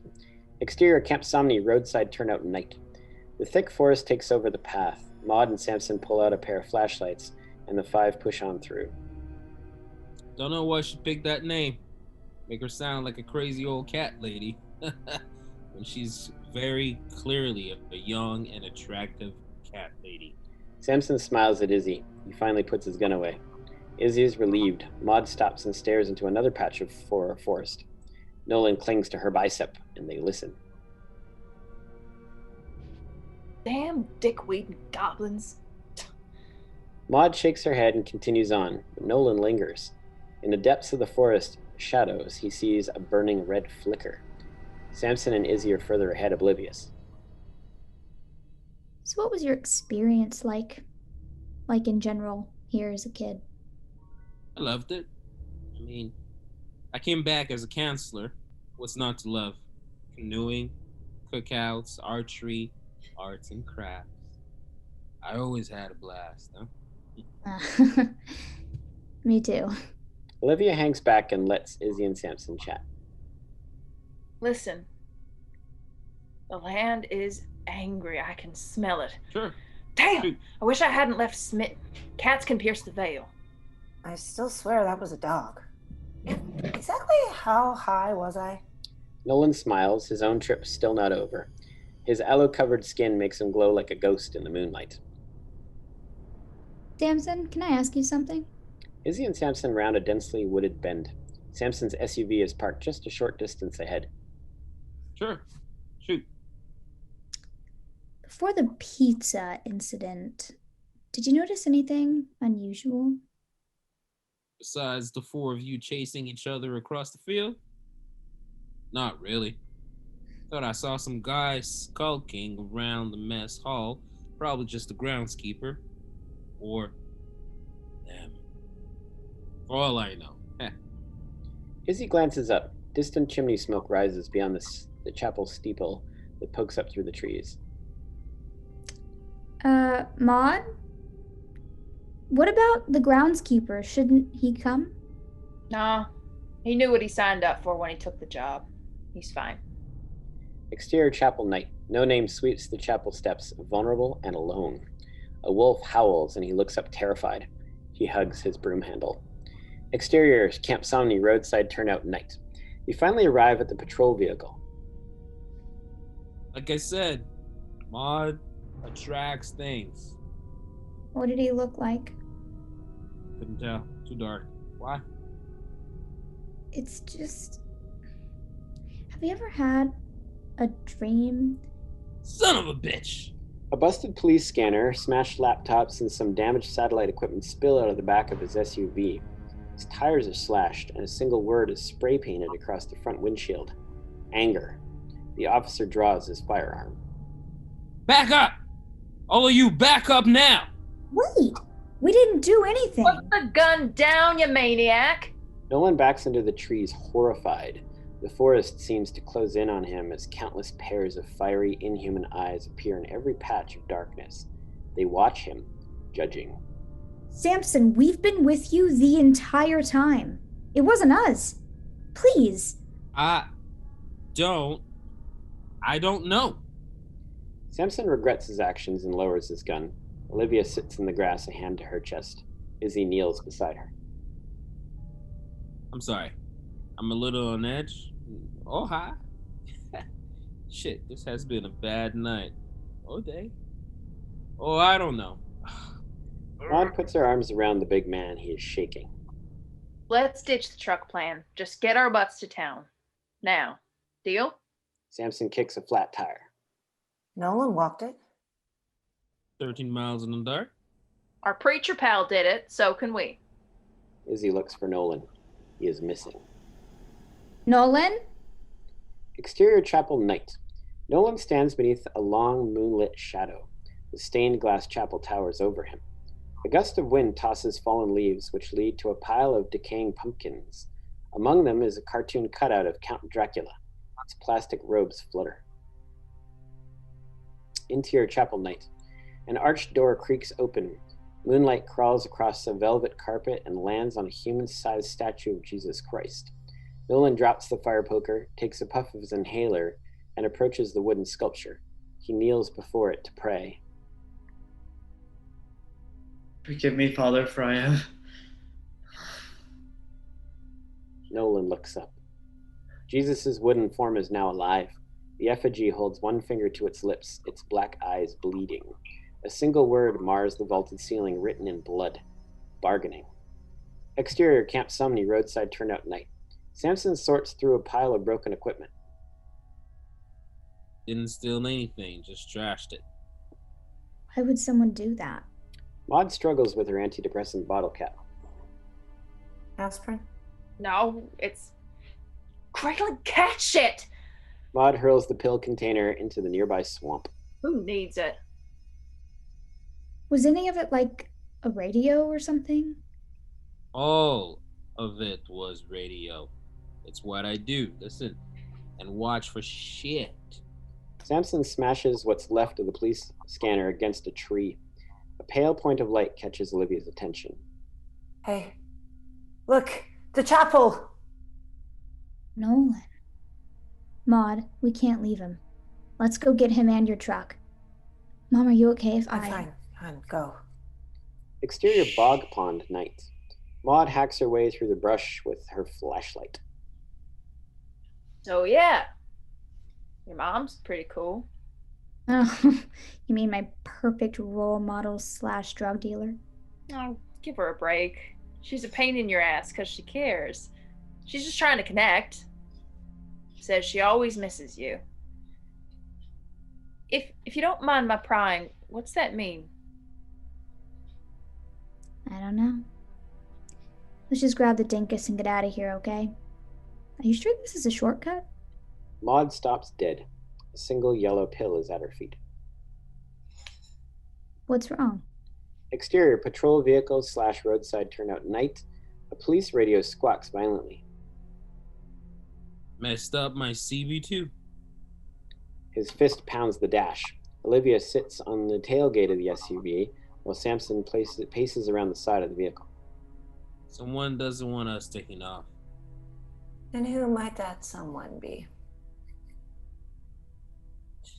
Who else? They always find you.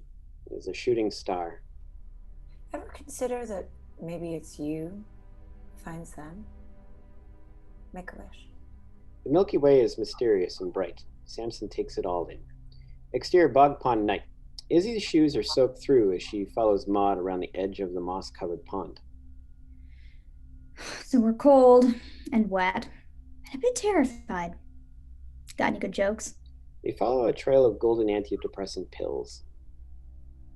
I joke to cover the sadness but I'm too damn disturbed to be depressed right now, or funny. Am I funny? I'm funny. Samson thinks so. Maude stops. Something breaks the surface of the pond and disappears. Gently lapping ripples sound like licking lips. Izzy looks out over the water. A thick fog rolls in. We go back? Maud's high-powered flashlight creates the illusion of moving shadows as it passes over dead tree trunks. All that we see or seem is but a dream within a dream. What? Come on, Iz, I'm quoting the Poe. I told you to soak up something with substance. Save your soul one day. I read books, stuff. Maud halts. The trail of pills ends in a long word spelled out on the side of a huge moss-covered tree. Depression. What? This is bad. Sorry I led you here, Izzy. Lost in my own woods. Funny. A branch snaps behind them. The women freeze. Bad omen. They hear a distant sing-song voice. Your brow and parting from you now, thus much me avow. A silhouetted dancing figure skips through the fog on the other side of the water. Its toes glide impossibly across the surface of the pond. The creature carries 2 large knives and laughs shrilly. Maud recoils. No!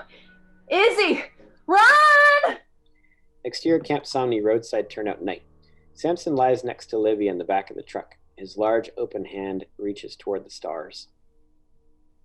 Might be bad luck to share your wishes, but I'm still curious. Wishing this was a bad dream. A low ringing sound returns to Samson's ears. He sits up. A faint, inhuman voice hums along with it. You hear that? Yes. Definitely not old age. Samson hops off the tailgate and listens. The voice sings.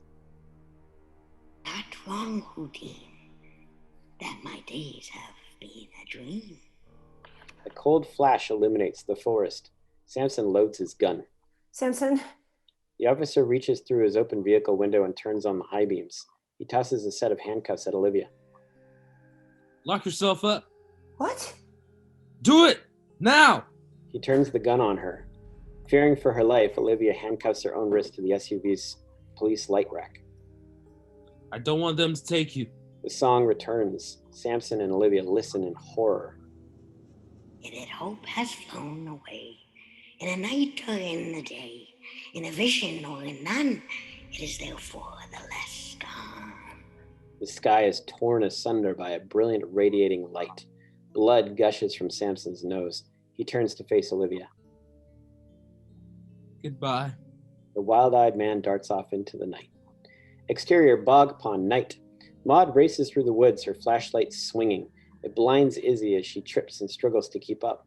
Exterior lakefront night. Maud breaks free of the tree line and out onto the beach. She stumbles over a pile of squirt guns and heads for a row of staggered canoes. They look like a line of coffins. Along the shore, a strange goblin-like creature dances in and out of the shadows. Its long blades glint in the moonlight. I stand amid the roar of a surf-tormented shore. I hold in my hand grains of the golden sand. Maud hauls a canoe into the water and she looks back. The creature has vanished, but the voice echoes in her ears. Oh, how few, yet how they creep through my fingers to the deep. She pushes herself out onto the lake. Interior chapel night. Nolan begs for mercy. He cowers beneath the dull, vampiric eyes of a hideous creature. Rotten teeth part in a fanged and slithering smile. While I weep, oh God, can I not grasp? Nolan screams. Exterior bog pond night. Small alien-like figures dart in and out of existence as they invade Samson's warpath through the trees. Some seem like toys, others very real. He swings at them in futility. Their almond-shaped eyes are like blisters in his mind. All he can do is scream. Them with a tighter clasp. Oh God. The ringing drowns out his cry. Exterior lakefront night. A black, oily substance pollutes the waters surrounding Maud's canoe. She cries for help. Izzy bursts out onto the beach and witnesses 2 tar-like phantoms rising up from the water. Can I not save one from the pitiless wave? The undulating masses envelop Maud as she spots Izzy at the lake shore. A pair of huge tarry knives evolve out of the levitating goo. The dripping black blades are razor sharp. Is all that we see or see but a dream within a dream? Maud's body is suddenly sliced in half by the liquid blades, and the two pieces of her splash on either side of the boat. As the knives dissolve into mere wisps of smoke, a tall and goblin-like thing is left standing in the canoe. It smiles. Absolutely horrified, Izzy runs. Exterior flamingo cabin night. A flicker of warm light illuminates the windows. The iron flamingo sign above the doorway sways. Exterior Camp Somni roadside turnout night. Olivia's wrist is bruised. A pair of bolt cutters lie on the tailgate. She tries to reach them with her foot, but knocks them to the ground. A twig snaps behind her. She closes her eyes. Just a dream.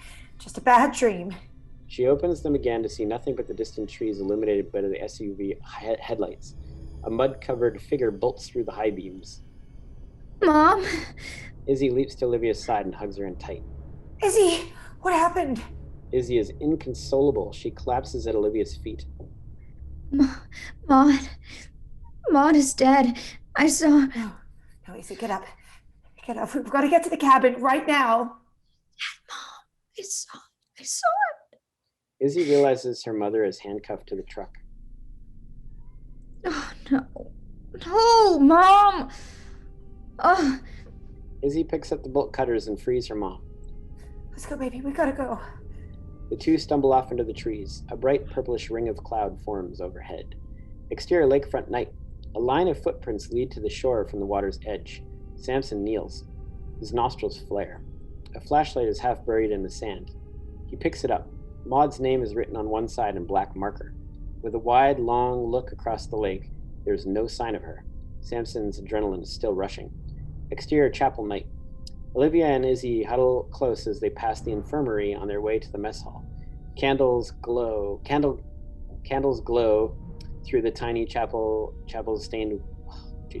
Candlelights glow through the tiny chapel's stained glass windows just ahead. Izzy, stay here, okay? No. Izzy, I'll only be a second. Her mother goes inside. Izzy takes a seat on the front steps. She trembles and rubs her arms for warmth. The moon overhead is enormous. Izzy listens for the cruel voice, but is thankful for the natural quiet. She notices Nolan's fire poker lying on the step beside her. Iron. The brief silence is shattered by Olivia's tortured scream. Interior chapel night. Olivia collapses against the wall, one hand to her chest. The chapel door flies open and Izzy steps through it with the fire poker raised. She's ready to fight, but freezes. Poised over Nolan's half-naked and pale form is a vampire-like creature. It draws thirstily from his neck, then looks up with its cold cataract eyes and hisses. Izzy is horror-stricken. Candles burn wildly. I'm sorry, Izzy. The creature vanishes in a cloud of dust and dark smoke. Nolan falls to his knees. Izzy runs to him and embraces the young priest. She can barely keep his head up. No. It's okay. You're okay. I deserve this. Olivia leans over behind them, gripping her left arm. Mom? Izzy lies Nolan against a pew and rushes to her mother. All right, Izzy, just a flutter. Izzy is in tears. Izzy? Hold on, Nolan. Nolan struggles to his feet. I have a confession. It's long overdue. 11 years overdue.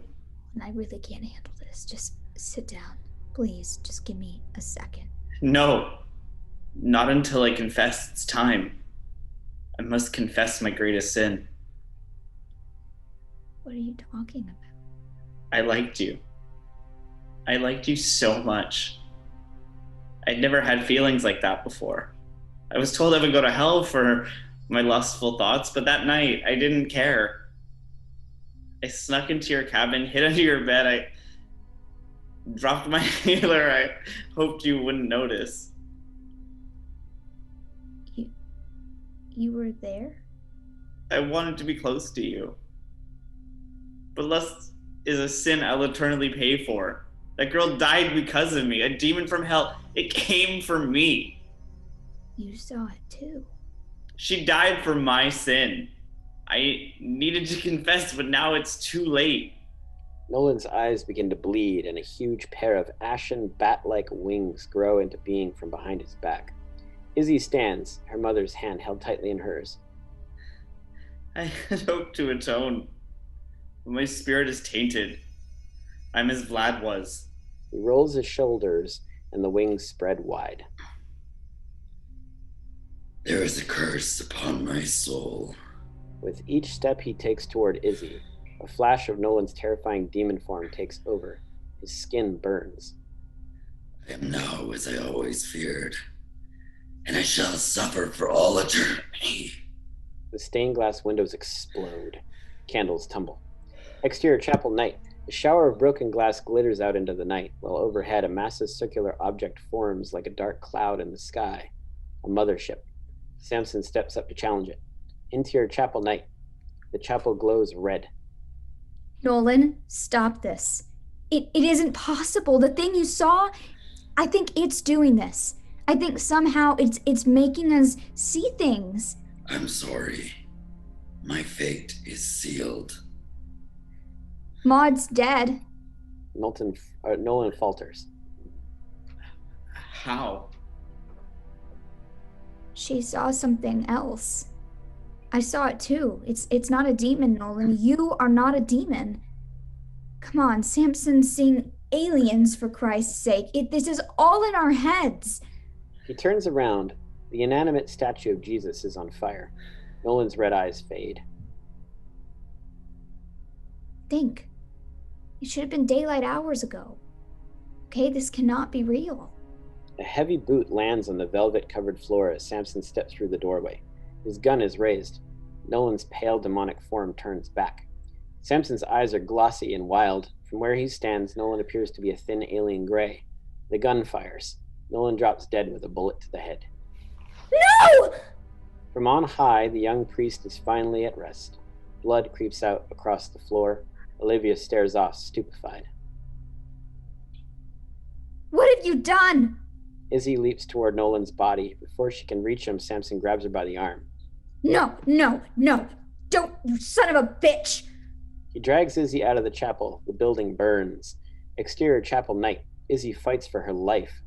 What are you doing? No! My mother's back there! Samson lifts Izzy off her feet. She kicks furiously. Sorry, I had to. The big man drags her toward the mess hall. Thick smoke pours from the chapel. It obscures her diminishing struggle. Exterior Camp Somni night. Flamingo cabin's windows glow like daylight for a moment, then flicker out, returning to darkness. Izzy's faint scream echoes above the trees. Interior mess hall night. The front door bursts open. Samson hauls Izzy inside over his shoulder. Her desperate sobs are broken by cries for help. It's all right, Izzy. It's okay. You shot him! Samson sets her down next to the cold fireplace and positions himself in front of her, forcing her to look him in the eye. I had to. That wasn't him. It can't be anyone. That wasn't Nolan. Yes, it was, you psychopath. You killed him. And you left my mother. Samson will not allow himself to consider the thought. He's a cop. Serve and protect. He stands and draws his gun. I want to protect you, but I can't. Izzy is helpless. She falls silently to her side, sick. Samson lets her be and counts the windows in the space. We gotta make it hard for them. Outlast them. Make them give up. He tries to take Izzy by the hand, but she refuses. I know you think it's a ghost or something, but it's them. It's always them. They're invisible, watching. It's how they prey on you. But not me. Not this time. The officer steps away and lifts a table on its side, blocking one of the windows on the opposite side of the room. Izzy edges toward the front door and is surprised to find No Name standing at the window looking in. The first time they came, I was helpless. Nothing I could do. I tried. I wanted to kill them. I'm done with this nightmare! Izzy sits up slowly. Her dampened eyes plead for help. No Name stares back with a strange, pitying expression. Samson lifts another table into place and turns to face Izzy. No Name has vanished from the window. Samson's voice quivers, remembering and guilt-stricken. I could feel them in my head. They were coming, so I ran. I don't know why I hid in that cabin. I didn't mean to bring them there, but I saw it, wide awake, with my own 2 eyes. It was like a vulture hanging over her. Had a long needle-type thing, stole her breath away. The officer plucks the black-stained kitchen knife from the terrified-looking pumpkin above the fireplace. He approaches Izzy, a gun in one hand and a knife in the other. They did it to show me, to teach me to obey. But I won't go back. The knife gleams. Samson is in agony. I'm sorry, Izzy. Izzy moves to her knees and clears her eyes with her fists. No, it's not Samson. Samson sets the knife on the floor in front of her. You'll have to protect yourself. He takes a sudden hit to the back of the head and collapses. No Name stands in his place, a wrench in hand. Samson? Oh my God. Oh no. She checks the big man's head. No blood. He is breathing. Oh God. You're okay. Just stay here. I'll be back. Just stay here. Exterior mess hall night. Izzy darts out into the field. She stumbles to a stop and falls to her knees. The smoking chapel beyond burns to its foundations. She cries. No. Please, no. Mom. No Name crosses the moonlit grass and comes to stand beside her. The two are backlit by the distant blaze. The groundskeeper watches her with sorrow. Am I dreaming? This can't be. Tell me this is just a bad dream. Izzy's words terrify him. He puts a finger to his lips. An intense red light suddenly fills the mess hall windows. Izzy is blinded as she looks over to see Samson's silhouette being lifted from the floor. She races back. Interior mess hall night. Izzy hangs at the edge of the open doorway. Samson! Samson wakes as his body drifts across the room. His greatest fear is realized as a tall, alien-like being stands in the kitchen doorway. Aghast, Izzy watches it step into the room. No! No! The creature is a dull-eyed alien gray. It blinks, and a cool beam of light hits Samson square in the chest from above, paralyzing him. He screams as it lifts him higher. Exterior mess hall night. Izzy takes a big step back from the doorway and looks up. There's nothing above the building, yet the beam of light comes from overhead and drags Samson toward the ceiling. She looks up at the stars. All that we see or see is but a dream within a dream. Insomnia. Sleep. This is a dream. Interior mess hall night. Izzy leaps back inside. Hey, Mork! The alien creature looks at her perplexed. We're on to you. Samson? This isn't happening. None of it. The being ignores her and lifts its long, spindly arms above its head. Dark smoke forms along the floorboards, and a black gelatinous goo rises up in tendrils throughout the room. The kitchen knife, Samson's gun, and several objects levitate as the serpentine liquid-like arms reach for Samson.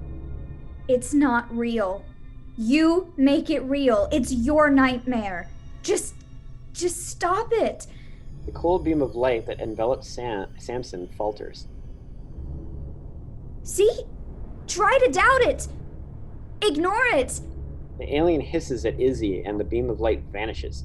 Samson drops hard to the floor. The knife falls and stabs him in the leg. His pistol slides out of reach. He cries out. Quick, turn it into something else. What?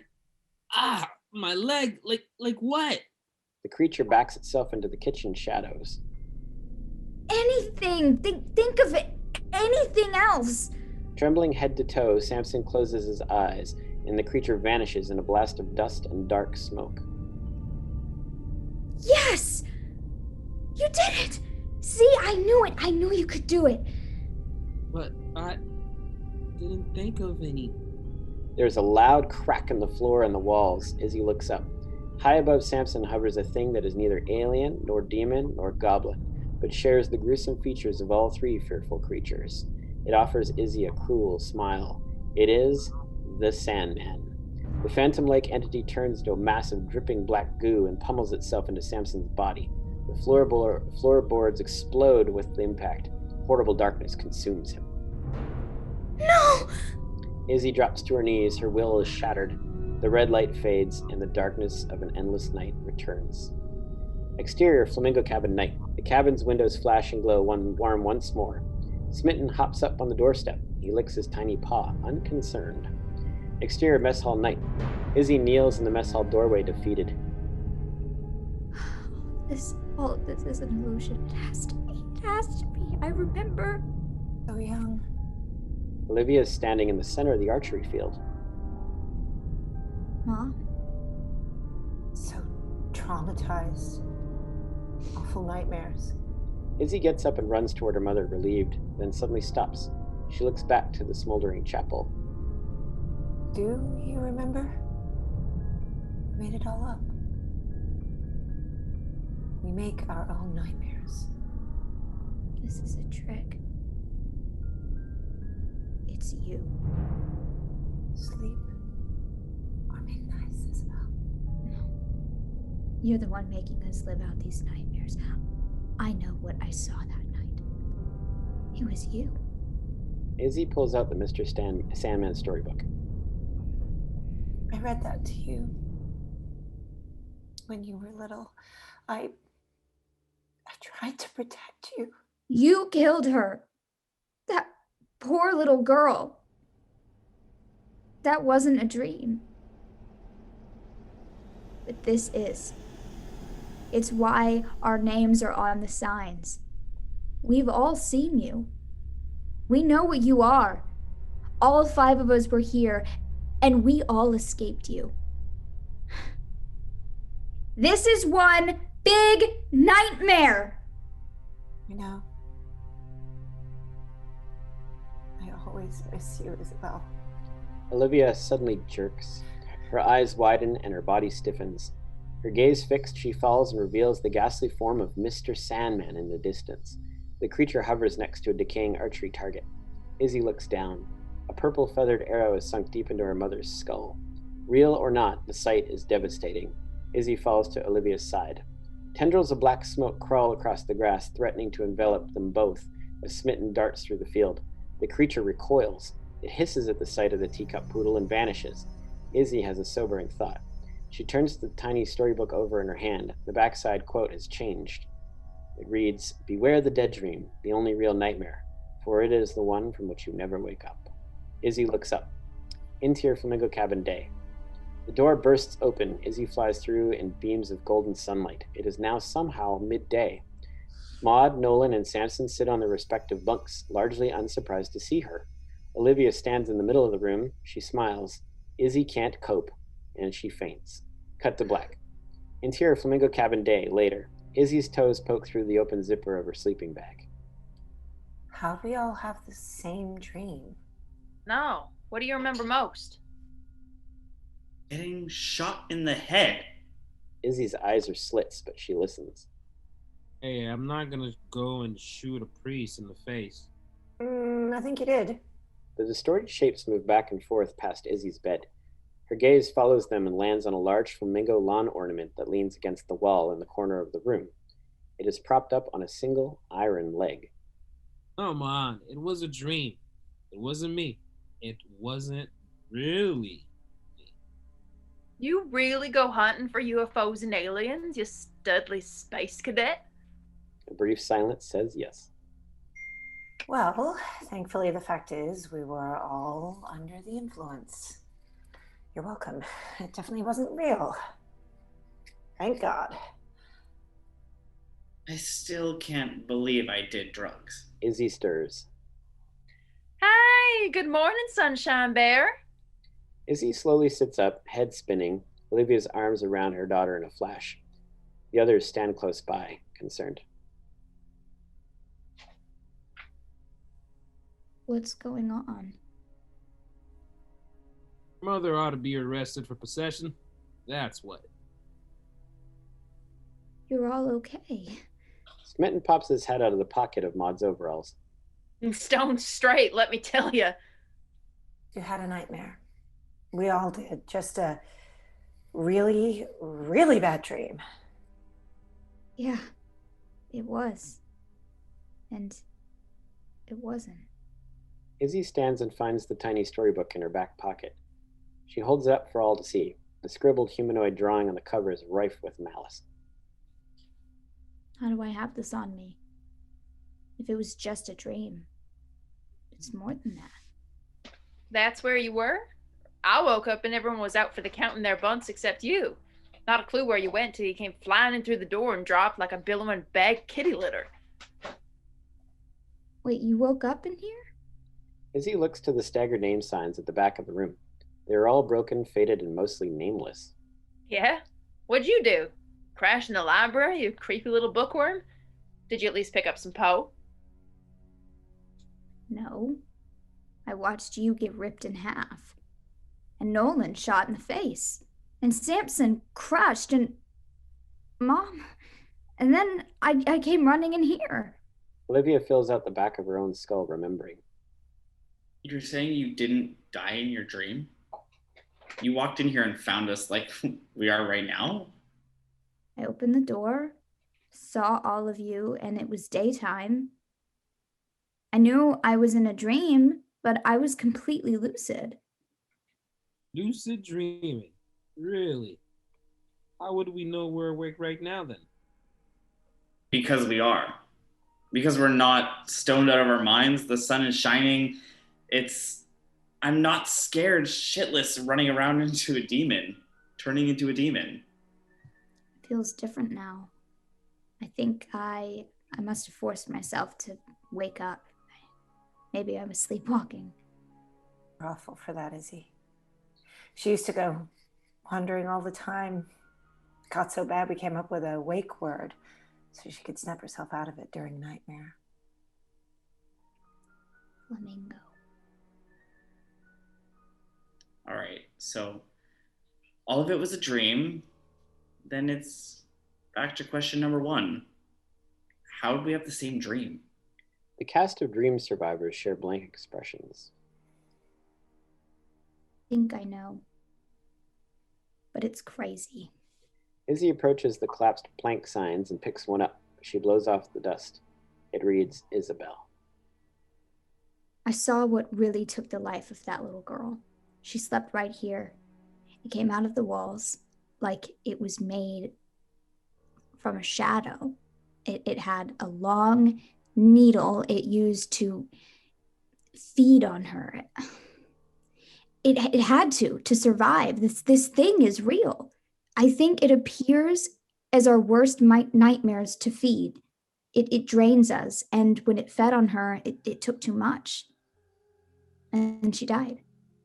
Izzy's realization sets everyone's butts back on their beds. That is crazy, but it explains a lot. Why here? Why Camp Somni? It's a perfect feeding ground. New souls full of life, full of energy. And I doubt it intends to kill. If our dreams are its food source, maybe it feeds every night, and that's what gives people nightmares. Come on. Listen to yourself. Izzy, you're saying there's a real live monster under our beds. That's nuts. We're adults. Awake, sober adults. How's that make any sense? Still pen pals with E.T.? Samson is unimpressed. That's just it, though. It does make sense. Sudden infant death syndrome, night terrors, sleep paralysis. Goblins! Yes! But someone else would have had to have seen it before us. Well, maybe they have. Oh, shit. Isbiz, incubi, succubi, ghouls, ghosts. Well, not ghosts, but they all could be the same thing. Mm-hmm. The one core ancient myth, except, it's not a myth. It's real. The sun is setting. Maybe our night terrors are the masterwork of one nocturnal being. And if nightmares are a byproduct of what we're conditioned to see in our own culture... Demons. Or aliens. That means this thing is tens of thousands of years old. More. A relentless, hungry creature, as old as time and dream itself.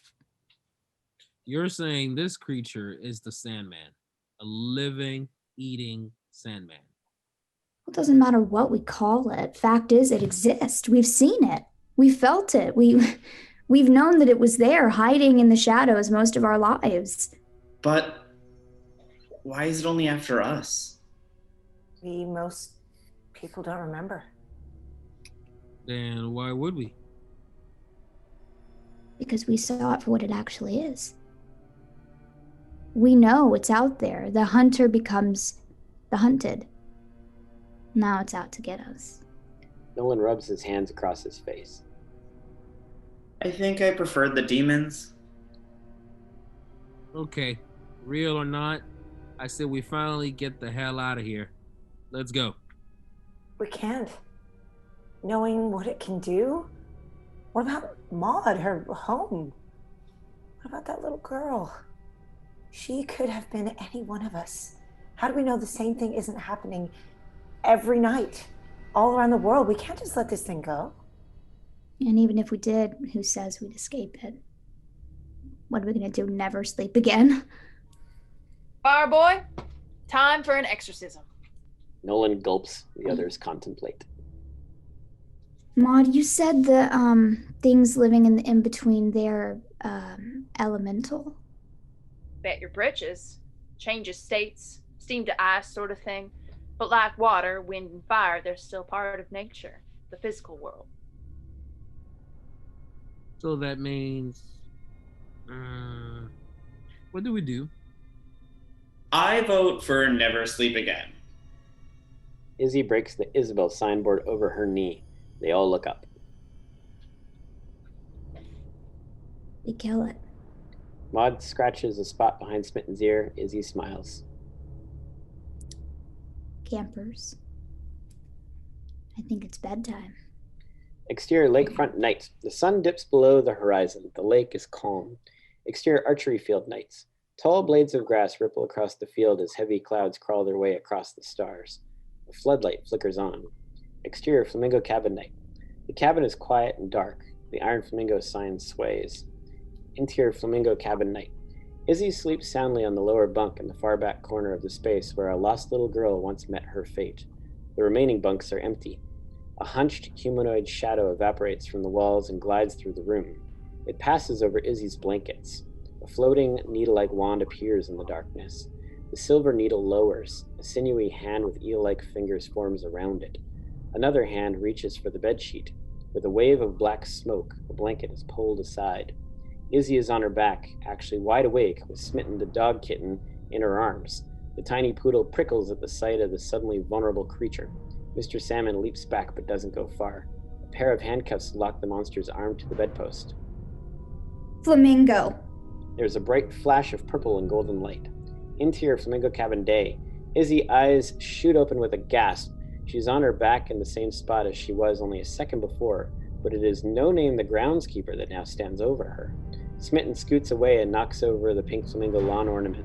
Its single iron leg clangs. Izzy rolls away. No Name looks down at the cuffs, then back to Izzy, betrayed.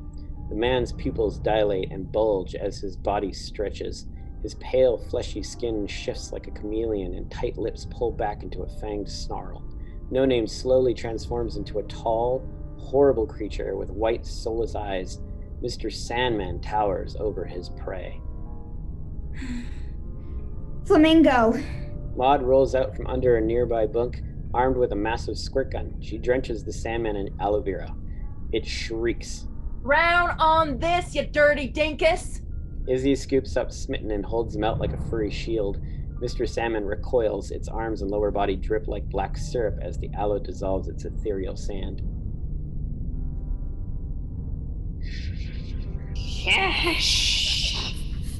The being's dull eyes lock on Maude. Its face contorts into a horrible hobgoblin, and Maude falters. Its liquefied arm passes through the handcuffs and quickly reforms. It reaches for the camp director like a rabid animal bathed in tar. Nolan pops up from another bunk and throws back the window curtain. The savage being is bathed in morning light.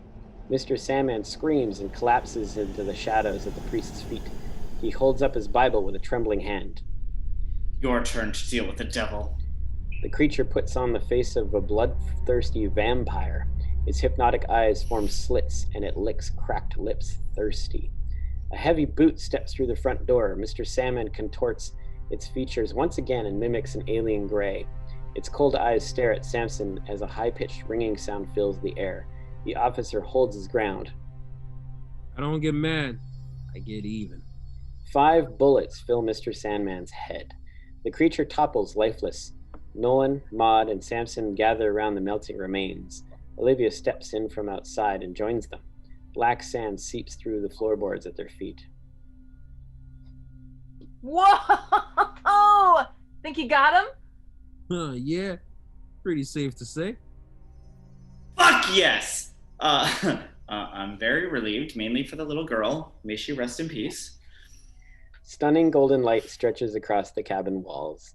Smitten paws at Olivia's leg. She picks him up into a cuddle, and the 4 of them step outside. Exterior flamingo cabin day. Excuse me. The camp is now bright and safe. The nightmare is over. I believe we did it. How's it feel, Maude? Free of that monster? Good, I suppose. But I've learned a valuable lesson about running this camp, that's for sure. Always check for employee references. Maybe she ought to hire you, hey, Izzy? Izzy? Where is Izzy? Olivia and the others are oblivious to the wall of black, tarry sand rising up in the doorway behind them.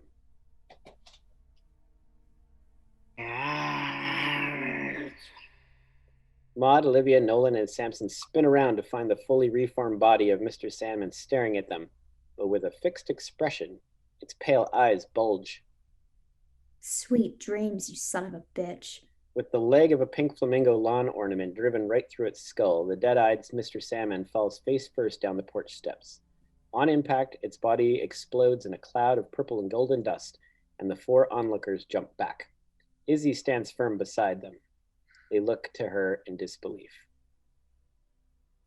What? Iggy the Iron Flamingo likes to stand in the sand. See? I read. Exterior Camp Somni entrance gate day. The sun shines. Izzy ties her shoes. Sure you don't want to stay another night? Relive old times? Samson closes the hood of Olivia's Toyota, revealing Izzy. She stands up. Seriously, Mom. Seriously, not serious. Olivia laughs and gives Samson a hug. Feels good. Keep an eye on the tank this time. Should have no problems. Thank you, Samson. Maude wraps her arms around the man's tattooed bicep. I'll thank him for you later, Ollie. No offense, but I'm kind of eager to get out of here. Ready, Mom? When did you become such an hag? When everyone almost died? Twice? Just an observation. Olivia climbs into the passenger side of the car. Izzy? Izzy turns. To Nolan's surprise, she hugs him tight. Take care of yourself, Nolan. I will. Thank you. I just wanted to say I'm sorry. It was a bit awkward, the whole thing about me, well, sort of me liking you. Nah. I like it too. Izzy kisses the young priest on the cheek, smiles, then hops in the car. He grins like a fool. The Toyota pulls away as the former campers wave goodbye. Maude, Samson, and Nolan disappear in a cloud of dust. Exterior highway day. The small Toyota passes a large road sign. Thanks for visiting Camp Somni. Interior highway, Toyota Corolla day. Olivia half naps in the passenger seat as Izzy scans through radio fuzz looking for a station. She turns off the tuner. I'm so glad to get out of there. I hope I never have another nightmare. I just keep replaying it all in my head. Have to accept that it's over. Gotta let the past be the past. It's just so hard. It's so much to unpack. What was with all the words? Denial, anger, bargaining, depression. I'm so proud of you, Izzy. You are my love and forever will be. I always miss you. Izzy smiles at her dozing mother, then looks out the window. She watches, confused, as another very similar road sign passes them by. Welcome back to Camp Somni. What the hell? Mom. Izzy turns to find her mother missing. She slams the brakes. Exterior highway day. The car skids to a stop in a huge cloud of gravel dust. Interior highway Toyota Corolla day. The dust clears from the window. The car is stopped in front of a sign that reads Camp Somni 2 miles. Izzy gets out. Exterior highway day. Izzy is completely overwhelmed. What the hell? Mom! She walks along the gravel shoulder. No. No. No. No way. No. I can't be dreaming. Flamingo! No. No. No. Flamingo! Izzy passes under the shadow of a road sign. Exterior Camp Somni, entrance gate 2007 day. Izzy steps out from behind the Camp Somni welcome sign. The sun is fading and children scurry everywhere. The chapel bell rings. Curfew. Kids and counselors race for the biffies and their cabin bunks. Young Maude, a tall preteen in overalls, runs by chasing a cat. Young Samson makes his way across the archery field as he escorts a group of boys back to their own bunks. Young Nolan nervously approaches Flamingo cabin. Izzy follows him. Young Nolan lifts himself up on his toes to peek through the front window, then sneaks inside. Izzy steps up to the door. She pushes it open. Interior Flamingo cabin 2007 night. It is suddenly much later and very dark. All of the campers are tucked in tight. Izzy's shadow passes over young Maude, who is curled up in a ball at the back corner of the space. Her world is plastered with cat posters. Against the wall, the familiar column of name signs stands, but this time it reads Samson, Olivia, Matilda, Nolan, and Isabel. Izzy notices the labored breathing of an unseen bunkmate. A small blue inhaler lies on the floor. Young Nolan hides beneath the wheezing girl's bunk. He reaches out for the inhaler. Izzy backs away, herself breathless. The cabin door swings open and a flashlight shines through the room. Young Nolan hides as young Samson leans inside. He searches but doesn't see Izzy standing right there in front of him. It is as if she is a ghost. The handsome boy freezes terrified. He stares through her, and there is a purple flash and Izzy turns. A needle-like wand appears in the darkness. It pierces the shadows with its cold chrome finish and floats through the air all on its own. Izzy closes her eyes. She senses what's coming. Young Maude, young Samson, and young Nolan vanish as the needle lowers. The tip of the levitating object touches a furrowed brow. Izzy's bright blue eyes burst open, and she finds herself lying in the unseen camper's bed. Long, eel-like fingers materialize around the metal wand, and Mr. Salmon fully resolves in the moonlight. The ladder of hand-painted signs now reads, "Sleep or make nice, Isabel." Izzy looks up. The creature looms over her. She is suddenly young Izzy, lying awake and terrified in the exact spot where the little girl had died, for she is that same little girl. Beware the dead dream, the only real nightmare, for it is the one from which you never wake up. The creature opens its mouth full of grisly teeth and puts one long finger to its lips.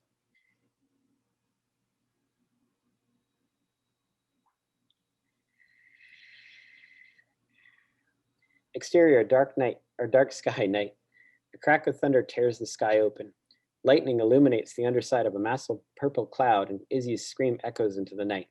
There's a blinding flash. Interior, Olivia's bedroom night. Olivia's trembling hand sets the picture frame back on her dresser. She adjusts its position and pulls herself away to reveal a photo of 4 young children. Young Nolan, young Samson, and young Maude crowd around Izzy's smiling face. There's a pink flamingo sticker on the frame and a caption that reads, "Home of the Iron Flamingos, Camp Somni 2007. Mr. Sandman, oh, how you gleam. Please, would you bring me the sweetest of dreams? The cotton-bound Mr. Salmon storybook rests on Olivia's nightstand. A tall, silhouetted figure moves to become one with the shadows, and she turns out the light. You are my love, and forever will be. Running the length of Olivia's forearm is a calligraphic tattoo, a single word. It says, acceptance. I always miss you. The tip of Mr. Sandman's silvery wand appears and touches an eternally grieving mother gently on the forehead. The end. Yay! There we go. Thanks, everybody. Amazing. Everyone's muted. Woo! That was fun. Woo! Yay, thank you, people who are still in the room. 15 survived. Well done. Some 7 or 8 got killed by Mr. Sandman along the way. Our dosed tones put them to sleep. They're probably just having a really bad dream. Nightmares, bad dreams, all around. Yeah. Oh. So if this is just a dream, go ahead and donate. Donate.